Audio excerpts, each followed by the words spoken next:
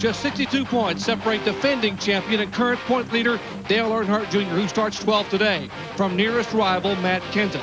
In the last 5 events, Earnhardt has 3 consecutive wins, then a courageous effort at Milwaukee with a broken shoulder to come from back of the pack to finish in 3rd position.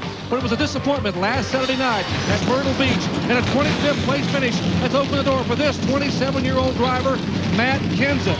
A year ago, Kenseth dominated here at Pikes Peak, leading 104 laps. And if history does indeed repeat itself, Kenseth a year ago led as the point leader. He could again do it today. Voted most likely to succeed in the month of July was Captain Kleenex, Jeff Green. At the Milwaukee Mile, he was just a sneeze away from victory when Casey Atwood turned a Turn 4 love tap into his first career Busch Series win. At Myrtle Beach, a guaranteed Jason Keller victory went away with a flat tire. In the right place at the right time, it was Green's turn to do the donuts, and the smoke is clearing on his 3rd place view of the championship. You know, in the last 15 years, no driver has ever won the Busch Grand National Championship after missing a race. As a matter of fact, the last time it happened was 1984. Sam Art did it. He wrecked at Rockingham in the next to the last race and didn't make the final race at Martinsville. But this year, there is one driver that could repeat history. Jeff Green missed a race at Rockingham earlier this year. The team did not qualify because they set that race after on points there was no qualifying. Now, Jeff Green has won this year, and this team has their mind set up that they can still win the championship. Yeah, everybody's talking about Earnhardt and Kenseth, but they better not forget about looking in their mirror, because Jeff Green and the Kleenex team has not forgotten they still have a chance.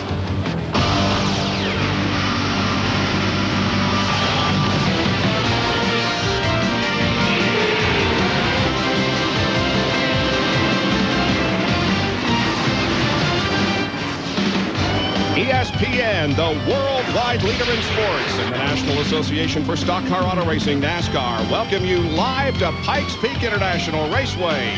It's the NAPA AUTOCARE 250 for the NASCAR Busch Series Grand National Division. 19 races have been completed so far in 1999. There are the numbers as far as the point standings are concerned. Kenseth just 62 behind Dale Earnhardt Jr. Two-time champion Randy LaJoie is 10th in the point standings, 685 behind. Let's get right to our Suzuki row assignments. On the pole for today's race is going to be Dave Blaney, his 3rd pole of the year. Tim Fedewa has his best start of the year. So does Jeff Fuller in 5th position. So does Buckshot Jones in 9th. Down in 15th starting position is Todd Bodine. I'm Bob Jenkins, and with me is Benny Parsons. And let's take a look at 16th through 30th this afternoon. Tony Raines will lead that group. There's Randy LaJoie, Hank Parker Jr., Hermie Sadler. Back in the 33 car, Bobby Hamilton Jr. in the 63 this afternoon. Casey Atwood back in 26th spot, and Mike Dillon will start in 30th position. David Blankenship will start 31st in his 3rd Busch Series race. Gary Bradbury in 41st is also in his 3rd Busch Series race. Brad Baker, Steve Portengate, Ted Smokestead, and Damon Lusk all are in their very first NASCAR Busch Series race. Well, we have 4 onboard cameras that will be complementing our coverage today. Damon Lusk will be carrying the American Online onboard camera. Also, Ted Smokestead in the yellow freight onboard camera, starting back in 42nd. And here's Butch Miller in the Channel Lock onboard camera, starting back in 37th position. And Shane Hall in the Country Store Central Tractor Farm and Country. Thank you very much, Bob. You're welcome. Dr. Jerry Punch has a report from pit lane as we get set to go racing. Guys, tires are critical at every race, but in a normal NASCAR Busch Series weekend, the teams are allowed 5 sets. 2 to practice on, 1 to qualify, and 3 on race day, 3 per position. But here at Pikes Peak, there was a bit of a misunderstanding, and the teams were actually given 3 sets for practice, indicating they had 1 set for qualifying and will be allowed just 2 sets for race day, meaning that will totally alter their pit strategy. 2 sets and 2 sets only under caution on race day. Let's check in with Ray Dunlap. Doc, almost all the time in the Busch Grand National Series, when we go to Victory Lane, there's a good chance there's a Chevrolet there. Chevy wins an awful lot of races in this series. This year, they've won 13 times. Ford has won 6 times, but I think it's important to keep track that Pontiac has 0 victories in 1999. There's a couple very fast Pontiacs in this field today, including the pole winner, Dave Blaney. Blaney's first race here at Pikes Peak International Raceway. There has been one race held here in the Busch Series. That was last year. Matt Kenseth won it, but Dave Blaney did not compete in it, so he has gone to the pole position in his very first appearance here. On board with Ted Smokestad. Ted Smokestad from the ASA ranks, getting a chance to run here in Gateway in a couple of weeks in the David Ridling-owned Yellow Freight Chevrolet that Mike Skinner usually drives. One more lap to go. There you see Matt Abernathy, the official starter, giving the field the one more to go sign. We'll be going 250 laps here this afternoon under beautiful, bright, sunny, but somewhat warm weather conditions in the Rocky Mountains just south of Colorado Springs. It's a beautiful racetrack. It's nice and wide. It's a D-shaped oval, front stretch 1,510 feet. The corners banked only at 10 degrees. And the elevation is more than a mile above sea level, but the real thing is that the turns are 71 feet wide, the front stretch is 65 feet wide, and the back stretch 60 feet wide. So there's a lot of room for passing BP and a lot of room for 3 and 4 wide racing. And very, very long, big corners. You see the pace car, lights are out atop the pace car, dives off. Be going green in just a second. Pace car driver Dennis Dillard hands the field over to Dave Blaney and the others as we await the green flag. There it is, and we're underway.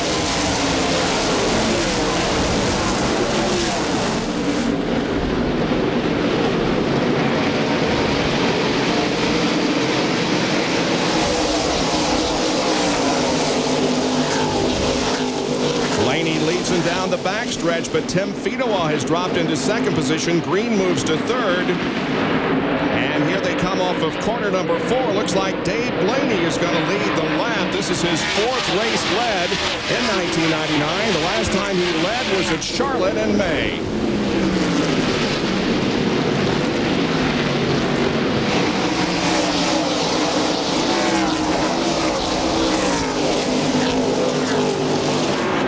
Purvis, Phil Parsons. There we see Dale Earnhardt Jr. trying to work his way towards the front. He's on the inside of Elton Sawyer. That's the battle for the 10th position. 10th on back, 10th, 11th, 12th, 13th. There's Elton Sawyer also in this battle, along with Tony Raines in the 74 car. Todd Bodine moves to the outside of Raines.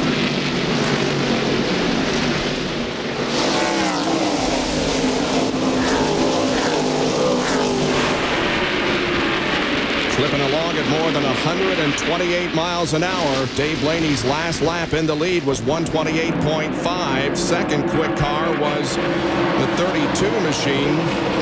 Green, who has now moved to second. And now they step it up to more than 129.5 miles an hour. That's Andy Santerre, the 47 car on the high side of the racetrack. Lyndon Amick alongside Tony Raines. That's Tony in the black number 74. Lyndon Amick goes by in the 35 car. Back to the lead. It is Dave Blaney, Jeff Green running second. Here is the battle for third position. That's Fedewa in the 36 and Jason Keller in the 57. Boy, what a heartbreak for Jason last week, huh? 2.5 laps to go. He gets tapped in the left rear, cuts down a left rear tire, and went back to finish about 10th position. Meanwhile, the battle for the lead is heating up. Here comes Jeff Green trying to get on the inside of Blaney. Can't do it. Jason Keller now on the inside of Tim Fedewa for that third spot. Good battle for third position, and also a good battle for fourth between Kenseth and Fuller. And up front, we also have side-by-side competition. Green tries to get to the inside of Dave Blaney. Now is going to take a run going into turn 3. It's a good thing we've got a nice wide racetrack and allows 2 abreast racing. Here is Green moving to the inside now of Blaney, but Dave holds him off for the moment. Isn't that great to see that big wide corner where these guys can race side by side and not be in jeopardy of making contact with the other car?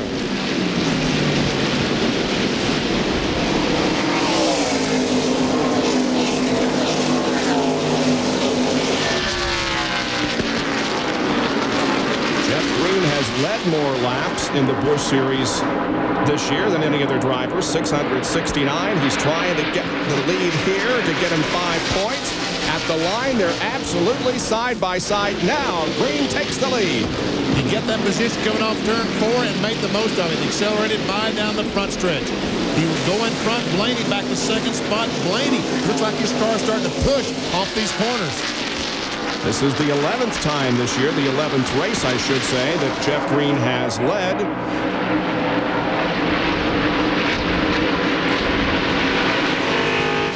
And he completes the 8th lap in the lead.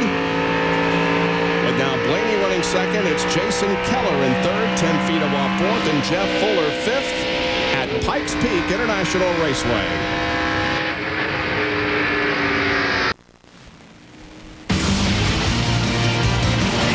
Coverage of the NAPA AutoCare 250 from Pikes Peak International Raceway being brought to you by Suzuki, maker of innovative motorcycles and ATVs. See the incredible new 1999s at your dealer now.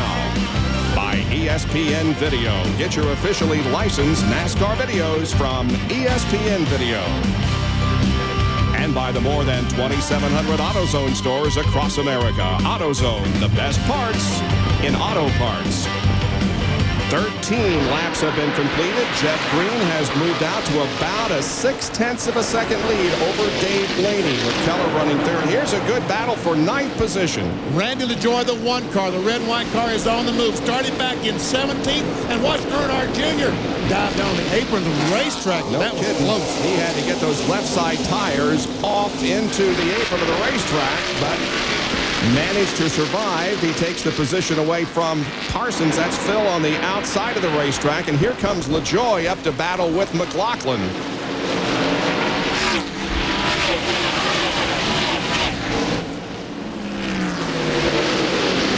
LaJoie goes to 9th position. And now Jeff Purvis in that 4 car also trying to take the spot away from Mike. Tell you what, right now, that if the train starts going by McLaughlin, look at all the cars behind. Just position after position, he'll be losing. That's Phil Parsons trying to take over that spot from Mike McLaughlin. Then behind Phil, we've got Earnhardt. Then we've got Todd Bodine. Elton Sawyer, Lyndon Amick, Andy Santerre. Atwood is back there also. And the line forms to the inside. There goes Todd Bodine, the 66, Phil 66 car. Just keeps going back and back as he's caught on the outside. Now Casey Atwood comes up also on that high side. Maybe Mike can get back in line here. Nope. Sawyer goes around. And that may be the end of it. There's Lyndon Amick and Andy Santerre running side by side. Lyndon Amick apparently is going to be abandoning that car. He stepped out of it for a couple of races and apparently is going to be abandoning it, and Elliott Sadler will be taking over when there's no conflict with Winston Cup. That is correct. Back up front, we see Jeff Green still leading the Kleenex number 32, and we see Dave Blaine, the pole sitter, back in second spot. And the second spot car is Dave Blaney. Jerry's dropped back to about 3/4 of a second behind. Bob, our pole sitter complained that his car was very loose when Jeff Green initially came up behind him, so he let Jeff go by, hoping that having Jeff in front of him would help the car. It has not. In fact, the last couple of times by, Blaney has radioed he's had to go very high in 3 and 4 to keep the back end of the car underneath him. Gil Martin and the crew will make an adjustment, but right now, all Dave can do is try to hang on and ride it out. And we see now Jason Keller closing in on second place, Dave Blaney. So the 1984 Coors Light Silver Bullet champion from the United States Auto Club and the former World of Outlaw champion who had the pole here today and led the first 6 laps or so is now running in second spot. There's Glenn Allen Jr., and he's picked up quite a few positions, BP, since this thing started. Started back in 36th position, and he's now up to 24, so 12 positions. There's a huge gain in just 20 laps as he closes in on the back of Bobby Hillin in the number 8 car. And the 37 car right behind him is Kevin Grubb. Let's get more from pit road and Ray Dunlap. Well, thanks, Bob. We're watching the 38 car as he continues to move up on the racetrack. They brought a drop snout race car to this track, and in practice, they were third or fourth fast, and then Glenn had a tire go down, and they hit the wall, wrecked that car, and had to bring the backup out. The bad news is the backup is a standard snout car, and it's nowhere near as good as the one that they wrecked. But it must be pretty good because they continue to move up on the racetrack. Glenn Allen from Cincinnati, Ohio. His best finish in NASCAR Busch Series action, fourth this year in Milwaukee. Dale Earnhardt Jr., Phil Parsons. These guys have been running side by side and nose to tail all race long, and they still are. That's for 10th spot. They were able to get by Buckshot Jones the last lap. Here comes Todd Bodine. Phil Parsons moves up the racetrack right in front of Todd. Now they're all in line.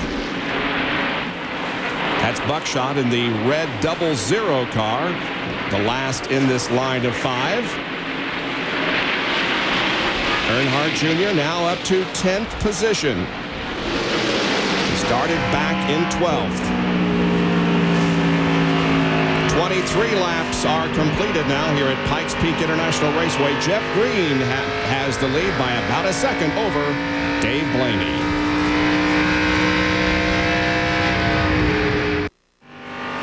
Jenkins, Betty Parsons, Jerry Punch, and Ray Dunlap back with you live at Pikes Peak International Raceway for Busch Series activity. 27 laps into the 250-lap NAPA AUTOCARE 250.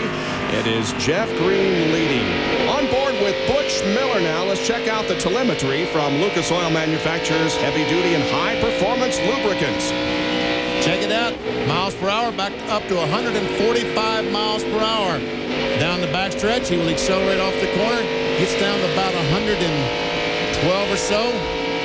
Now, this should be the fastest part of the racetrack. And we see already up to 149 miles per hour down the D-shaped front stretch. About 56 to 7,500, it looks like, on the RPM counter. And the reason these Busch cars don't turn any more RPMs than, say, the Winston Cup cars, because they're 9-to-1 compression with only a 390 CFM carburetor. So they only can turn the things about 7,500 to 8,000.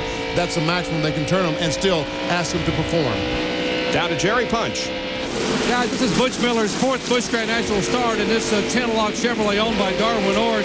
Butch told me that Channel Lock, their sponsor, is getting ready to make a decision this week as to whether to come back next year. Now, Butch is very excited. He's been hired for the rest of the year. And he talked about the fact, he said, I've won championships in ASA, I've won in ARTCO, I've won in NASCAR Craftsman Trucks at Colorado National, and I would love to be able to come back next year with Channel Lock and go after a Busch Series title. And the 44 cars in the pits. He acts like he doesn't have any brakes. He was coming in very, very slow, could not stop in his pits, and I believe that he has boiled the brake fluid. And it looks like Blaney's closed in on Green here a little bit more in the last couple of laps. Certainly has. That last time he was a half mile per hour faster than Jeff Green. Down the backstretch. Here on lap number 32. There are the mile per hour figures from last lap. As you see, Blaney was the quickest last time around. Now tucked right up on the rear bumper of that car, and the interval is officially 0.13 of a second. And again, Blaney was just a little bit quicker than Jeff that lap. Back in fifth spot, Matt Kenseth was the fastest car that last lap, a little over 126 miles per hour. But Kenseth is about a little over 4 seconds behind this battle for the lead between 32 Jeff Green and 93 Dave Blaney. Green has already won 2 races in 1999. He won at Nashville and at Myrtle Beach. Now here's Blaney to the inside and retaking first position. Dave led the first 7 laps. Green took over in lap number 8. And now on lap 34, Blaney has the lead back again.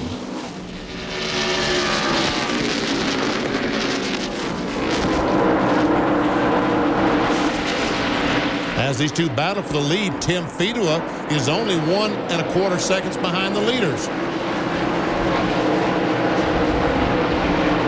See Adam Petty going by in the 45. There comes Dale Earnhardt Jr. trying to close in on the back bumper of the 4 car. Jeff Purvis. Little E running 10th right now. Purvis is 9th. Adam Petty running in 8th position. There is Matt Kenseth, who is in 5th, about 3.5 seconds back, and he still is the fastest car on the racetrack. Yes, and he's 3.5 seconds behind. Just a few laps ago, he was 4 seconds, so he is closing in on the leaders.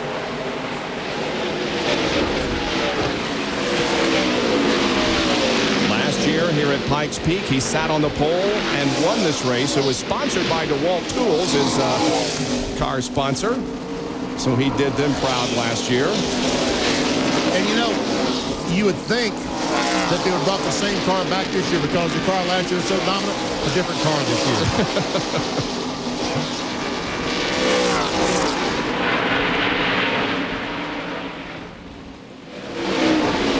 And we have a little bit of a racetrack back to Randy LaJoie, who's running 6th. Jeff Fuller is behind him. But Randy LaJoie started back in 17th and has worked his way up to 6th position.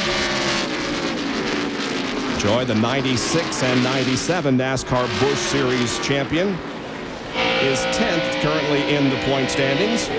As we look back from Butch Miller onto the 25 car driven by David Blankenship. Ed Rinsey's car, the Duralube Chevrolet. And for you Steve Grissom fans, we saw him in the pit area a few laps ago. He is back on track, but 7 laps to the rear.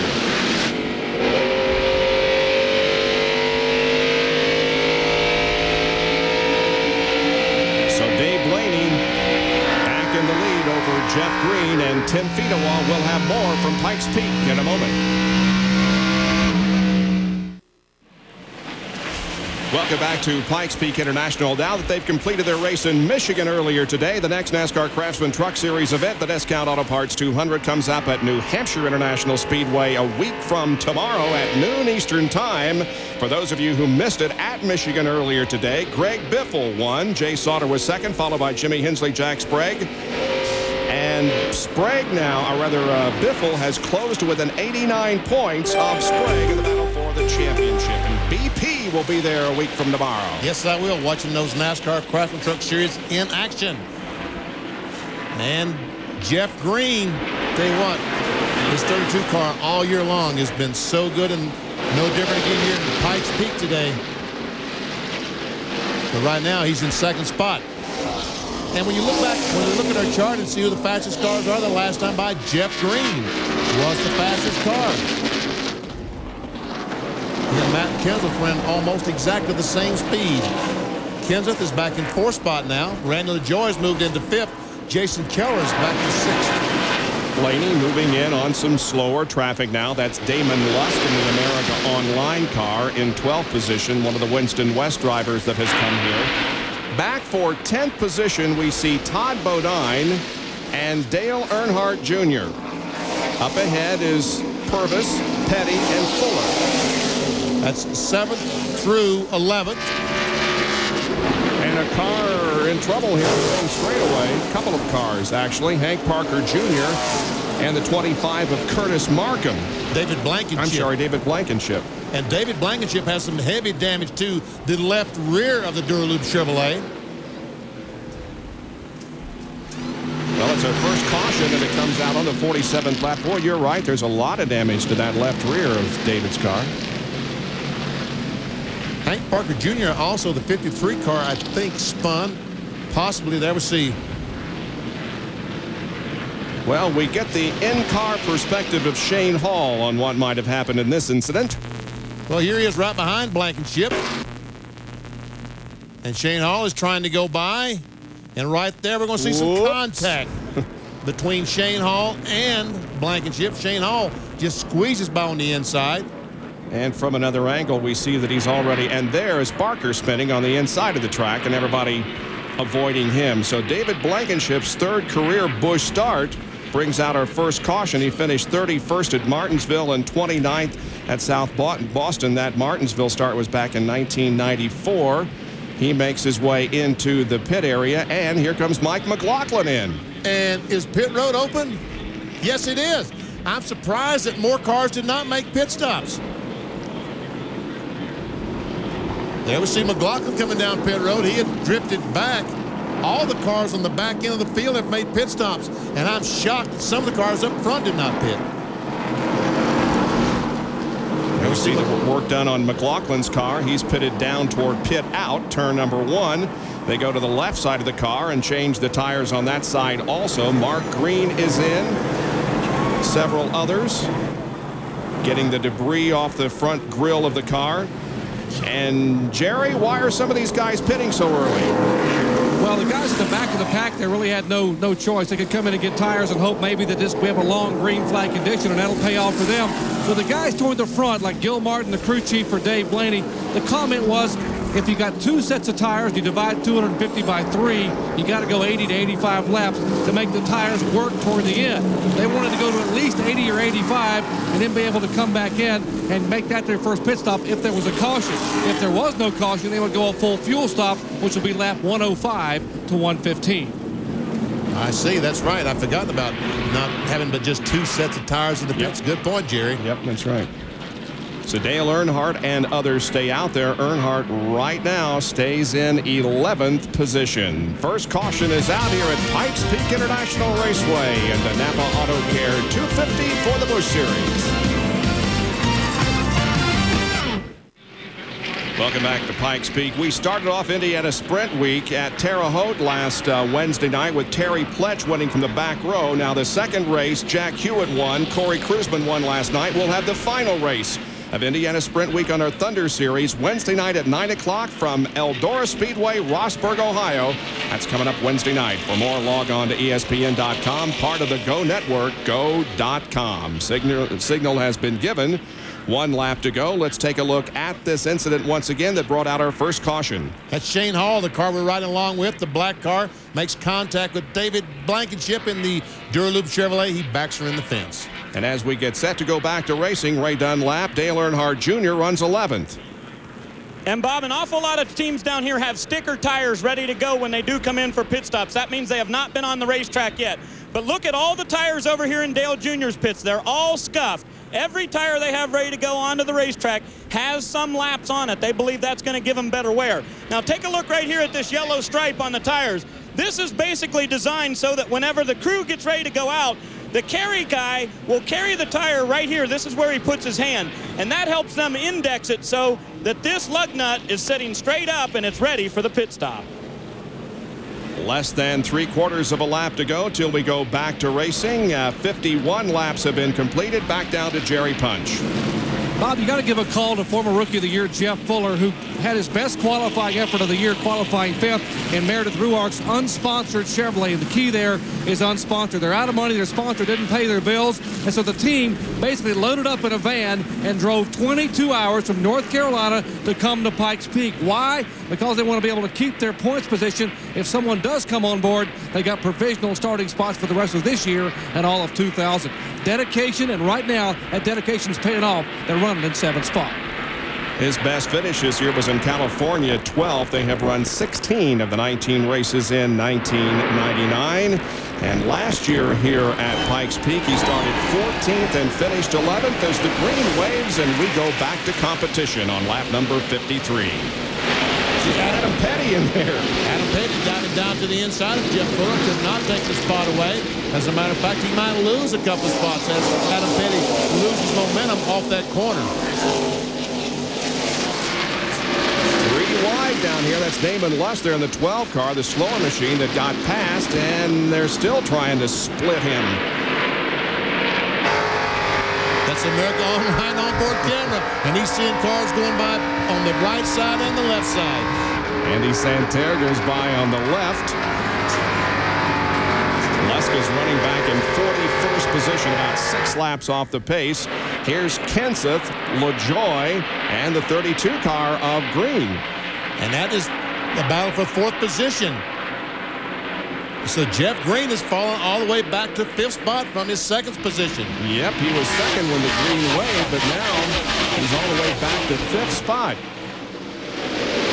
As Tim Fedewa has come to 2nd, Kenseth there in the 17 is 3rd, followed by Randy LaJoie and then Green.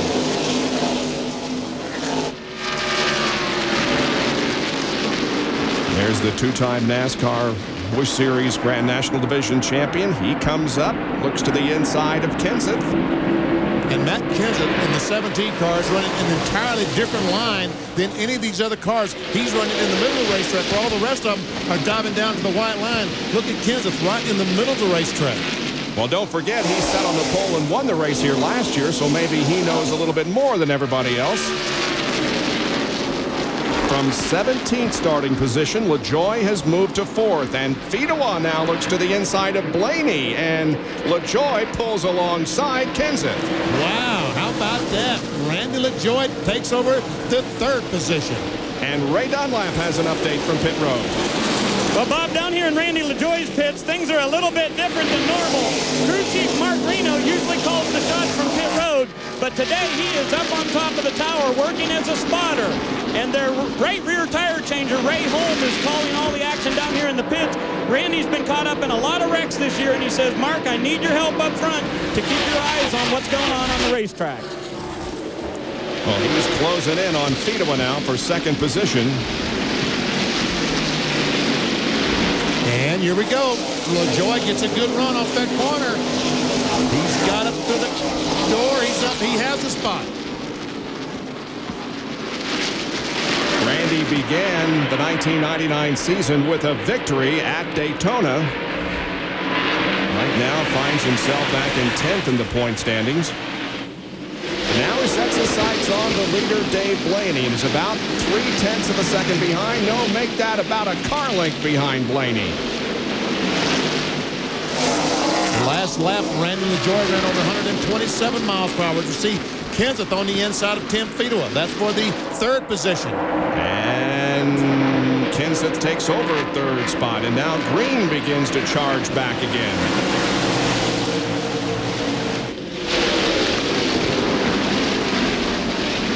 When you talk about guys that have come from the back to win, as LaJoie now challenges Blaney for the lead. Jeff Burton won from 30th position at Rockingham earlier this year, and LaJoie has the lead. Jeff Green went from 29th at Myrtle Beach.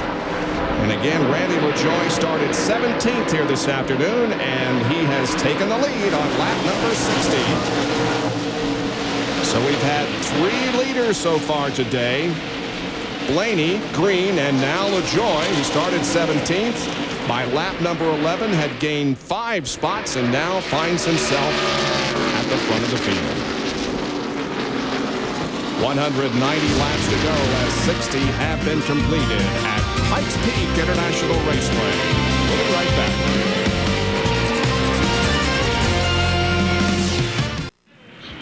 At the NAPA AutoCare 250 at Pikes Peak International Raceway, the caution waves for the 2nd time this afternoon. Anything serious. There was some oil on the backstretch reported. Here's the race to the line, the caution, and, well, I don't know.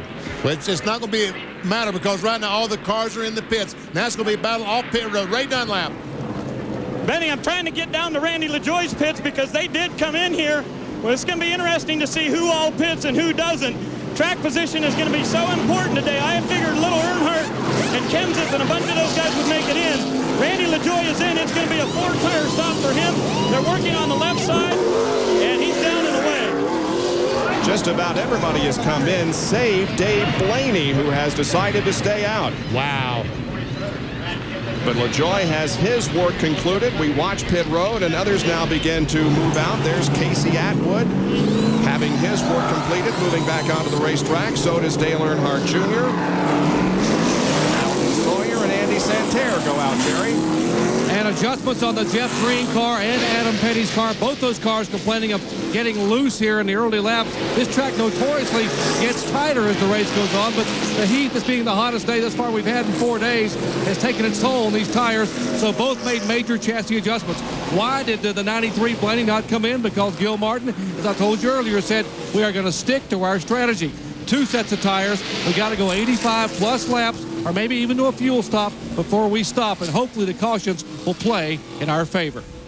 So these pit stops occurring on lap number 64 for most of the competitors, with the exception of Dave Blaney and some others who have decided to stay out there. We'll take another break and be right back. Just as you rejoin us, the green flag comes out and we go back to racing here at Pikes Peak International. There is Dave Blaney, who is is the leader of the race. Steve Portengay now running in second spot with the number 59 car of Mike Dillon running third. But none of those guys pitted. It looks like the guy who came out of the pits best of those who did go in was Matt Kenseth, who's now ninth. See, Dillon has been able to get by Portengay. That's Brad Baker down on the inside, the number 7, the yellow and red car.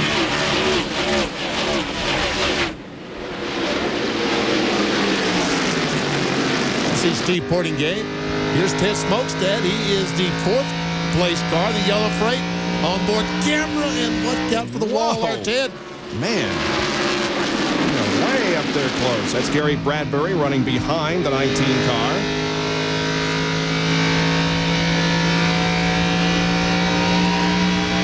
Dillon, by the way, who is second, pitted on lap 50 under our first caution, so he has made a stop during the race, but Dave Blaney has not made one at all. Boy, it's Scramble City back here, isn't it? It sure is. Smokestad trying to go by on the outside of Portengay. And look at Randy LaJoie trying to get by Mark Green. 3 wide. Earnhardt Jr., but Todd Bodine did not do it. Jason Keller and his teammate Jeff Green nose to tail. Oh, look at that shot down the front stretch. 3 wide into the corner. This is recipe for disaster right here. Yes, it is. There's Adam Petty caught back with Elton Sawyer, Ed Barrier, and several others in this monstrous pack of race cars.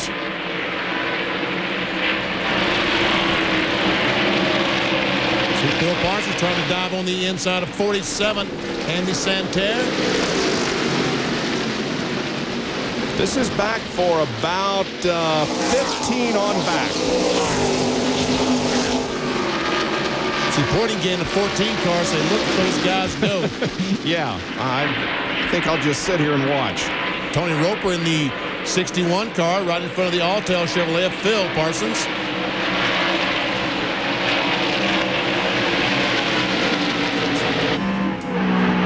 This is Shane Hall, pulls up on the back of Kevin Grubb. Right along with him in the, I'll get this right, Central Tractor Farm and Country onboard camera. Very good. Hermie Sadler's in the 33 car.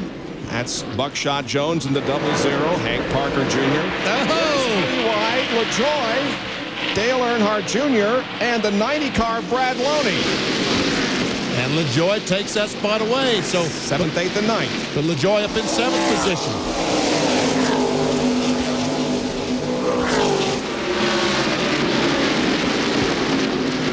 One car did make a pit stop last time, but he did not make a chassis adjustment. So Randy LaJoie is satisfied with the way that car is working. He comes up on Matt Kenseth. It's Gary Bradbury in the green number 28 car. And Earnhardt Jr. is trying to get on the inside. Smokestad watches Randy LaJoie drive by on the inside.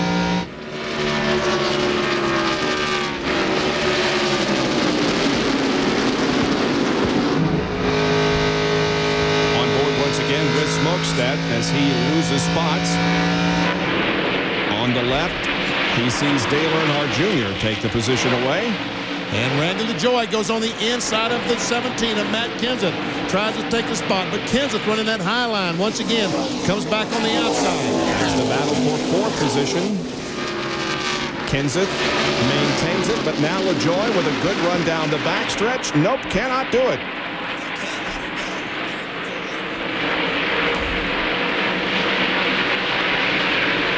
The line, they're just about side by side. Now LaJoie has the position. So move Randy up into 4th. Up front, Dave Blaney. He's off the pace. Something is amiss with the Amoco car because here comes Dillon going by on the outside for the lead. Dillon takes the lead. Jerry, what's wrong? Right front tire. Dave Blaney said, I got a problem, guys. I'm coming. Right side tires. He missed the entrance to pit road because he was trying to hold on to the car, but a right front tire. here on lap 77, so their strategy to go past 85 may have bit him here as he has to try to get the car back around. And Gil Martin, the Bill Davis Amoco crew, will change 2 right side tires under green, but he will already have lost 1 lap and probably lose 2 more in the pits. Tough break for Dave Blaney. Meanwhile, Mike Dillon has the lead. It's only the second time that he has led in 1999. His other time at the front was at Watkins Glen, but that's Tim Fedewa right behind him. And now Fedewa has a good run. Dillon goes high, drifts up high in the corner, and Tim Fedewa drives to the inside of that Stanley 2 Pontiac. And that time by, too close to call, but I think Fedewa will have the lead down in turn 1. Yes, indeed. Fedewa now is at the front, and this is the 4th race that he has led in 1999. Jerry, bring us up to date on Dave Blaney's pit stop. Well, about a 13.5-second stop, a very good pit stop for this Busch crew, and they're looking at the right front tire behind the wall, but obviously a big disappointment. If their strategy had held up, they look like they could win one, but apparently the right front tire, there doesn't seem to be a whole lot of wear, but apparently it was losing air, so they came in and made a right side tire change, and obviously that hurt their chances big time of winning here today. First 5 cars running right together. There is Dale Earnhardt Jr. picking up 4th spot from Matt Kenseth. These are the first 2 in the point standings. Earnhardt Jr. in the lead of the point standings. Kenseth second. And on the racetrack, they are 3rd, 4th, and 5th. And we'll be right back to Pikes Peak. Tomorrow at 1 o'clock Eastern Time, join us for the Hall of Fame induction ceremonies from Cooperstown, New York. Listen to these names, BP, being inducted into the Hall of Fame. George Brett, Robin Yount, and Nolan Ryan. It's all at 1 o'clock tomorrow on ESPN. For more, log on to ESPN.com, part of the Go Network, go.com. And we've got another lead change. Randy LaJoie has taken the advantage from Tim Fedewa. So far, we have had 12 lead changes, 5 different leaders here this afternoon. Last year, 7 drivers led. We're only at lap 86. And Jerry Punch has an update on Tim Fedewa, who's dropped back to second. You know, Tim Fedewa and that entire Stanley crew were very, very optimistic this weekend. They made a change before this race with a new engine program. Both he and teammate Todd Bodine came out here with Dennis Fisher motors. Fedewa was fast in qualifying, didn't sit on the pole, but was by far the fastest car in happy hour yesterday afternoon. Tim Fedewa has not won this year, but thought this just might be his day if, and he said if, we can hang on in the long runs. We're good on new tires for about 30 laps, but the long runs hurt us quite a bit. If we can get new tires in the last 50 of this race, we'll win. He's under attack right now from Little E, who's back there in 3rd spot. Fedewa's best run of 1999 came at Nazareth. He finished in 3rd position after leading 33 laps of that event. Randy LaJoie is the man right now. His advantage over Fedewa is about 0.6 of a second. And Randy LaJoie, as we can see, is pulling away from these guys. Here's a battle for the 5th position. Jason Keller has just taken it away from Mike Dillon. Never see Todd Bodine, the Phillips 66 car. He's a 7th place runner.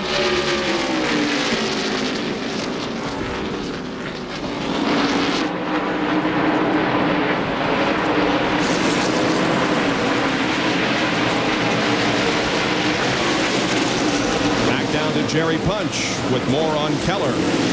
On their pit stops on lap 64, Jason Keller's crew made a significant adjustment. Jason's car had gotten, as he put it, way loose. They added 2 rounds of bite, and they also made an air pressure adjustment, and that has really helped the 57 car. And oh, by the way, prior to the race, one of the crew members was wearing a mask from Jar Jar, one of the characters in Star Wars. He said, "We need the Force to be with us today." Let's go to Ray Dunlap. Thanks, Doc. You know, we talked about all the drivers that have had experience here at this racetrack. There are actually only 12 guys that are in the exact same car that they raced here 1 year ago. The Busch Series has only been here to Pikes Peak one time. One of those guys that's not in the same car is Mike Dillon. He's now in the 59. He finished 24th here last year in his old car, but the 59 car finished 8th here with Ron Hornaday driving. So Mike Dillon says, I got to do a lot better than finishing 8th. I know I can beat a truck driver. Well, that's exactly where he's running right now, in 8th position. And a couple of cars gaining on him right now. Back up front, we see LaJoie still continues to pull away. He's pulled away by 1 second over Tim Fedewa, Dale Earnhardt Jr., and Matt Kenseth. Kenseth seems to be better on the longer runs. Here he comes back to challenge Earnhardt again for the 4th spot, 3rd spot.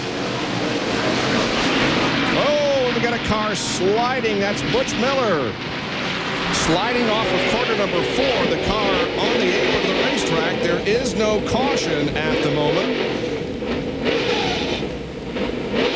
Butch trying to get the thing started and headed in the right direction. But he's going to stop right there. This will bring out the caution flag eventually. No, he's got the car moving, but how's he going to get turned around? There's not much empty racetrack for him to do so without coming up on the racetrack in the line of fire. See some damage to the left front fender. He might not be able to. There we see. He goes up, makes some contact. Ooh, 4 wide through there. And there the caution flag finally does come out, but there's where you got the damage on that left front fender, I should say. Another angle. For another angle. Now watch this. Hillen gets a little wobbly. Boy, does Hillen, how does he not spin out? That was a nice save by Bobby. How in the world he did not spin out?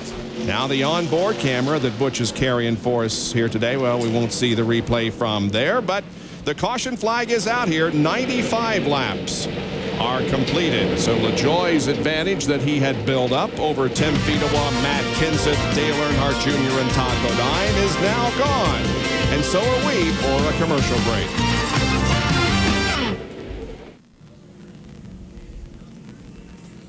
Welcome back to Pikes Peak International Raceway, Fountain, Colorado, about 25 miles south of Colorado Springs. We're 97 laps into the NAPA AUTOCARE 250. Here's why we are under the caution.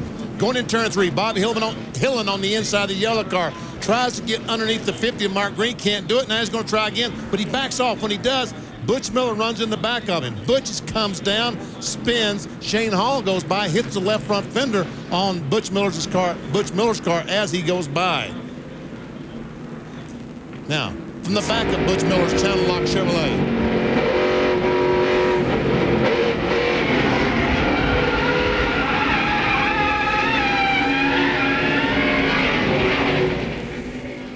And now from Shane Hall's on board. This ought to be good. This really ought to be good because we see all these cars up there. Watch Hillen as he gets sideways. Now down comes. And there's the contact. Just barely could see it. Just barely could see the contact.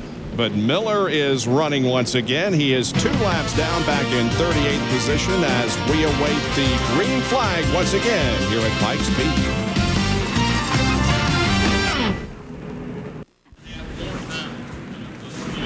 Big racing weekend in Michigan. You saw the NASCAR Craftsman Truck Series there earlier today. We'll have US 500 qualifying at 6 o'clock tonight on the Deuce. Kart today at 11:30 tomorrow on the Deuce.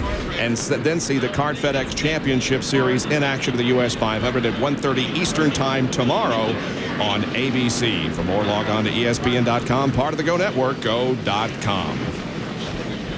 Well, we're awaiting the green flag. It will be out in less than a lap. Down to Jerry Punch as Randy LaJoie will lead them to the green flag. Guys, back on July 3rd, 27-year-old Idaho native Jeff Krogh was involved, was critically injured in a happy-hour accident at Milwaukee. Now, he's in comatose condition at a Milwaukee hospital. 4 days ago, he was transferred out to Inglewood, Colorado at Craig Hospital. Last night, a number of people from here in the Busch family went up to see he and his wife and family, and the reports are very, very good. Originally, when he was admitted to the hospital, it said it would be a year before he would come out.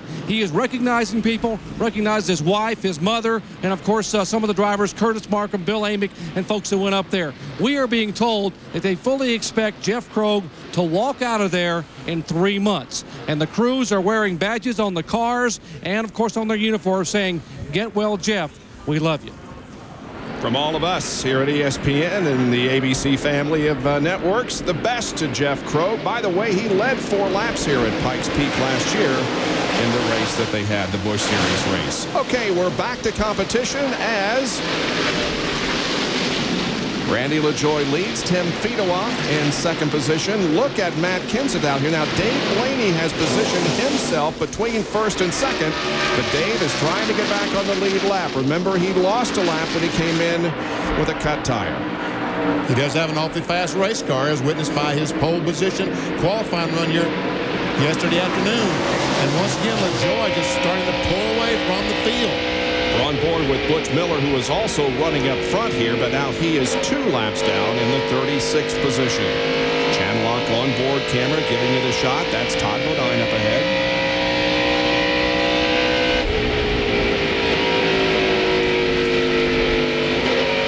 Check out the Lucas Oil. Lucas Oil manufacturers. They manufacture heavy duty and high performance lubricants. Check out our telemetry. Down the front straightaway. 7,600 RPMs.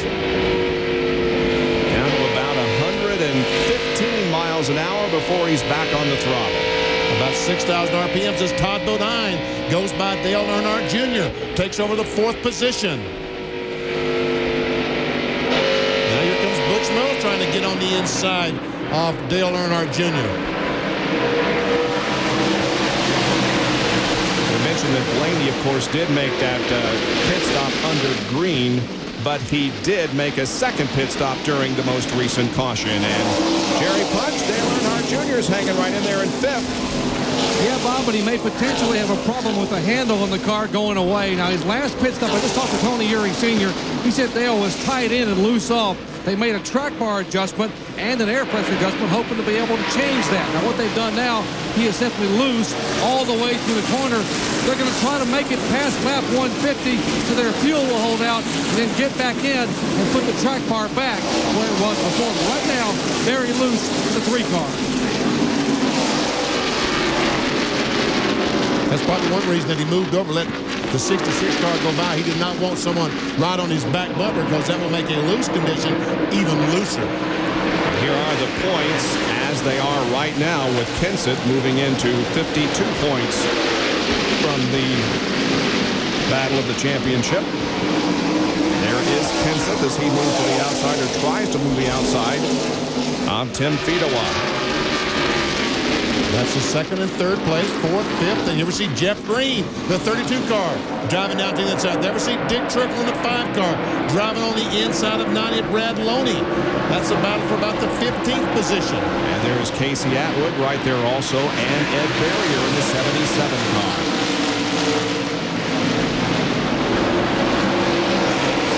Atwood heads to the bottom of the track to try to pass Dick Trickle.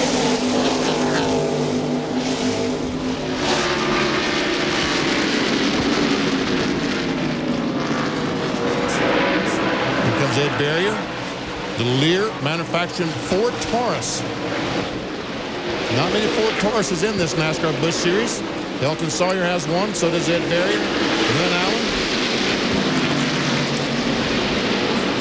This is only Brad Loney's 12th Busch race of the year. His best finish came in the most recent event at Myrtle Beach. He finished 5th, and now Atwood. Here's a battle. Bodine, Green, and Dale Earnhardt Jr. This is 4th, 5th, and 6th. Green was so strong earlier in the race, dropped back, but is now charging toward the front once again.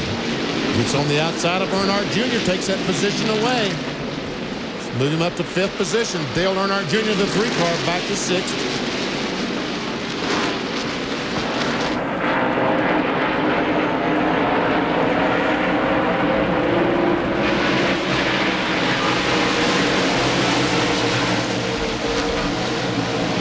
Meanwhile, back to about 8th position is Andy Santerre. Sorry, Bob, trying to take that 7th spot from the 57 of Jason Keller. Santerre, of course, injured at Daytona. Made his return at Watkins Glen. Also ran Milwaukee. Did not make the Myrtle Beach show. But he is running side by side now for the battle in 7th position. Great run for Santerre as he tries to get that position. Can't quite make it. Falls in behind Keller. Here comes Elton Sawyer. The Lysol Ford Taurus.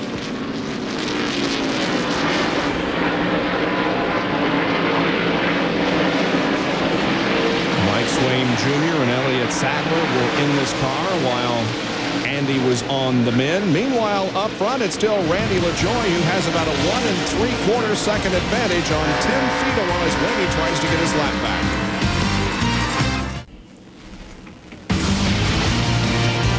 ESPN's coverage of the NAPA AutoCare 250 from Pikes Peak being brought to you by Circuit City. Answers in every department. Low prices all over the store. By Quikrete. Quikrete cement and concrete products help you do it yourself. And by Daytona USA, the official attraction of NASCAR.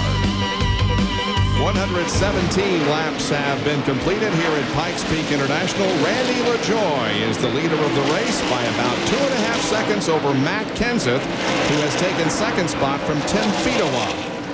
Back of Fedewa is Todd Bodine. And then Dale Earnhardt Jr. there in the blue number 3 is in 5th with Jeff Green in 6th position. Rick Corelli's in the house, BP. Yeah, there's Rick Corelli watching the monitors over next door. It's great to see him here at Pikes Peak International Raceway. Closing in on the halfway mark of this 250 lapper here. As we see Earnhardt challenging and taking the 4th spot away from Todd.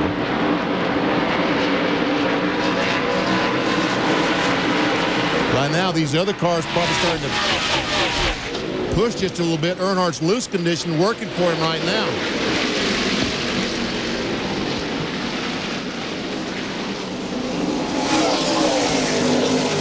Most of these race cars, once the tires get hot, after 30, 40 laps, they'll start pushing. When they come off the corner, the car will just start trying to go straight ahead. That's called pushing. And Earnhardt's car has been loose right now. That would probably work to his advantage. Randy LaJoie's car isn't doing anything except going on to the front and staying there. You would see Earnhardt Jr. trying to get on the outside of Tim Fedewa. He's not the fastest car on the racetrack, though. Whoa, Earnhardt Jr. is, or was last lap at least. He'll be slowed down a little bit this lap because of that little incident he had there with Tim Fedewa, but Earnhardt is fast. Move him up to 3rd now. He's 3 1/3 seconds behind Randy LaJoie. We'll keep an eye on that and see if he can close in on the Bob Evans Farms and Chevrolet of Randy LaJoie. And there are the speeds from last lap, and LaJoie was the fastest with Andy Santerre second quick, and the number 4 car of Jeff Purvis, who's running back there in 11th spot, was 3rd fastest. And we'll check the speeds once again. Now Earnhardt is the quickest again, now that he's cleared the traffic, and Ray Dunlap has more. Well, Bob, whenever we take a look at Randy LaJoie's tires, look right here. We have got the tires that came off the last time that they had a pit stop down here. And what they do is they put a temperature probe on here to try to see what the temperature is on the outside, the middle, and on the inside. Look at this, 180, 180, 180. That's the left side. The right sides are 200 even all the way across. When your temperature is even all the way across the tires, that means your car is handling really well. Now, a representative from Dave Blaney's crew just came down here and said, guys, please let us back on the lead lap. And they said, yeah, we will if you get back up there. But right now, Randy LaJoie is going right away. Yeah, when the green flag dropped, of course, Blaney was right there and stayed with LaJoie for a few laps, but now Randy has moved away. Yeah, I want to get my lap back. Well, catch me if you can. Exactly. Then you can have your lap back. There is Blaney, who started from the pole here this afternoon, but had had to make an unscheduled and green flag pit stop, which dropped him a lap down, from which he has not so far been able to recover. Andy Santerre and Todd Bodine trying to decide who runs 6th. Make it Santerre. How about Andy Santerre? Great run. That's the Speedy Braking Muffler sponsored Chevrolet. In 1998 here at Pikes Peak International, Andy started 30th and drove to a 22nd place finish. The 1998 Busch Series Rookie of the Year. Shane Hall and Ed Barrier, what are they battling for? 19th and 20th right now. Barrier has it in 19th. Shane Hall's in 20th. We see Gary Bradbury back there in the 28 car. He's in 21st.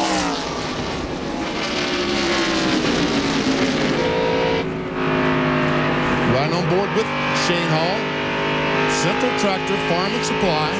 You got that down now, don't you? Got it down now. Great run as he goes by the front grandstand and drives down to the inside, but here comes Barrier back on the outside. What a great racetrack. It's a nice wide racetrack. The banking isn't too steep. Oh, we got some trouble. Buckshot Jones. Buckshot Jones in the Cheez-Its car has hit the wall. Left front tire is flat. We see some heavy damage to the right side of the Cheez-It car as the leader goes by and no caution flag yet. And there may not be one, as it appears as if Jones will be able to make it back to the pit area safely. Here comes LaJoie down to complete lap number 128. We're past the halfway mark now. See, Dale Earnhardt Jr. has been able to get by the 17 of Matt Kenseth, who's in the 2nd spot, as Buckshot brings his car down pit road. Buckshot's 7th race in the Busch Series in 1999. Larry Pearson also drove this car, of course, while Buckshot was in Winston Cup. And they're going to work on the right side of the car. Let's take a look at what happened to Buckshot. Well, unable to determine. Hard to tell unless the left front tire went flat and caused that. But we see the right front tire. The damage to the car is the right front tire hit the wall. So that would bend all the suspension stuff. We see Ricky Pearson there checking and seeing, trying to see what is bent, what's broken, if they can fix the car and get it back on the racetrack. How about Buckshot at testing at the Brickyard, huh? When we go to the Brickyard 400 in a couple of weeks, he was fastest of everybody in GM testing. Let's get down to the pits. Well, they're still working on the right front of the Buckshot Jones Double Zero car. And what Ricky Pearson is just telling him, so we're going to push the car back to the garage area. Looks like the lower control arm may be broken. He's actually talking to Buckshot. They're going to pick the Cheez-It car up and try to get a jack under it and get it back toward the garage area. Buckshot, by the way, plans to run the rest of the Busch Series season in this car, and just run a limited Winston Cup schedule, like 4 or 5 more events, including that Brickyard race you're talking about. That will be his next Winston Cup start. But looks like pretty significant damage underneath the front of this car. I'm not sure he's going to be able to get back out.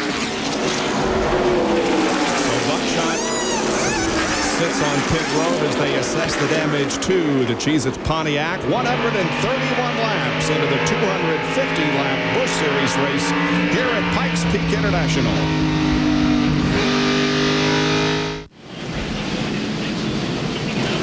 Back at Pikes Peak, where the caution is out, and you will not believe why it is out. Here is Jeff Purvis moving down pit road. There are a couple of other cars that are making pit stops, but here's what happened to the leader, Randy LaJoie, running by himself. Just riding along all of a sudden, and the car goes around.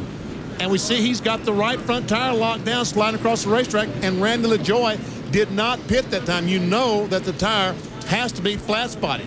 Here it is once again. The car came close to contacting the wall, but I don't think it did. Boy, he flat spotted the tires. He slid to the inside, and here it is from another angle. He just got up too high, it looks like, and the problem started down on the bottom of the racetrack, and like he hit the apron maybe with the left side. I think maybe he might have touched the apron with the left side. Ray Dunlap, do you have any idea what happened? Well, not exactly, Benny, but Randy came on the radio and he said, I ran over something. It felt like it was a wrench, and I thought the right rear tire was flat. They went back around a couple more laps, and he said, feels pretty good, we're going to stay out, so they did not pit. If they came in and pitted right now at lap 136, it would have been their last set of tires, and that could have been disastrous for what they hope to have is a pit stop much later in the race so that they can have fresher tires at the end. Ray or Jerry, let me ask you a question. If he has flat-spotted tires, will NASCAR then give him another set of tires?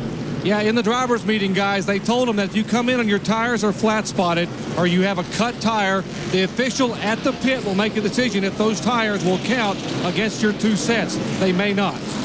But if he comes in now and changes tires on the R flat-spotted, he could have another set of tires. That would be a huge advantage for LaJoie. Sure would. Because right now, if he doesn't get another set of tires, he has to run 115 laps on the last set of tires that he has available to him. Yep. Wow. Back down to Jerry. Okay, updating Dale Earnhardt Jr. Why did they not pit? Well, they're talking back and forth a little bit here. Tony Eury Sr. talking with Earnhardt Jr.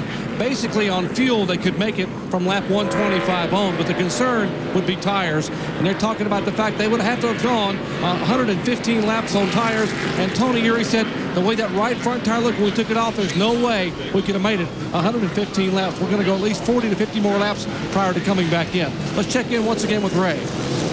Well, Doc, they made the decision that they just can't take a chance that that tire may have run over something. They've got to put fresh ones on. They've got sticker tires down here. They're going to the right side now. This will be a 4-tire stop for Randy LaJoie. He does do this at lap 137, so there's an awful lot of race left. We'll take a look at these tires just as soon as we can and see if there's a decision from NASCAR. Well, I think that was a smart move. There's Randy getting the hit, drop back to 12th position, and of course gives up a lot of track position. But boy, it seems like that he would have a lot better mental attitude now that he knows he has fresh tires. Exactly, because there's no reason for him to spin over that corner. Randy LaJoie is a quality race car driver. There's just no reason for him to go around. So to get 4 new tires on the car, you know he has to feel a great deal better about it. Did I see some lightning from little thunderstorm? They predicted isolated, very widely scattered. Let's hope they scatter away from him. Now, as they take the green flag, we will tell you that Dave Blaney did get back on the lead lap. As they take the green flag, he is back in 18th position. But Dale Earnhardt Jr. is your leader. Matt Kenseth second. Tim Fedewa third. Jeff Green fourth. And Andy Santerre up to 5th.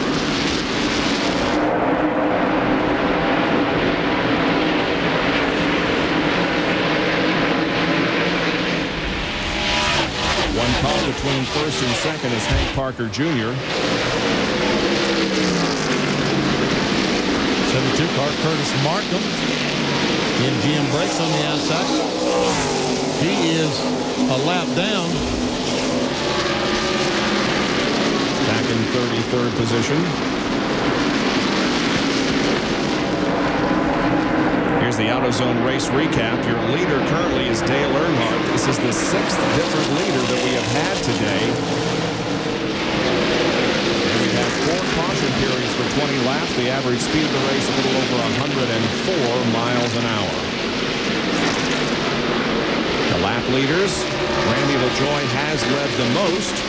Dave Blaney second most. Then Green, Fedewa, and Earnhardt. Along with Mike Dillon, who led 3 laps as Hank Parker Jr. tries to get his lap back in 32nd position.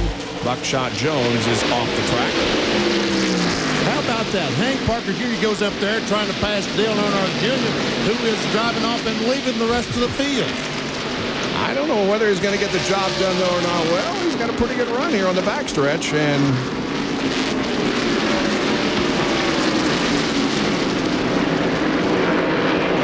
he's going to hold him up for the moment. Let's go down to Ray Dunlap, who has a tire update.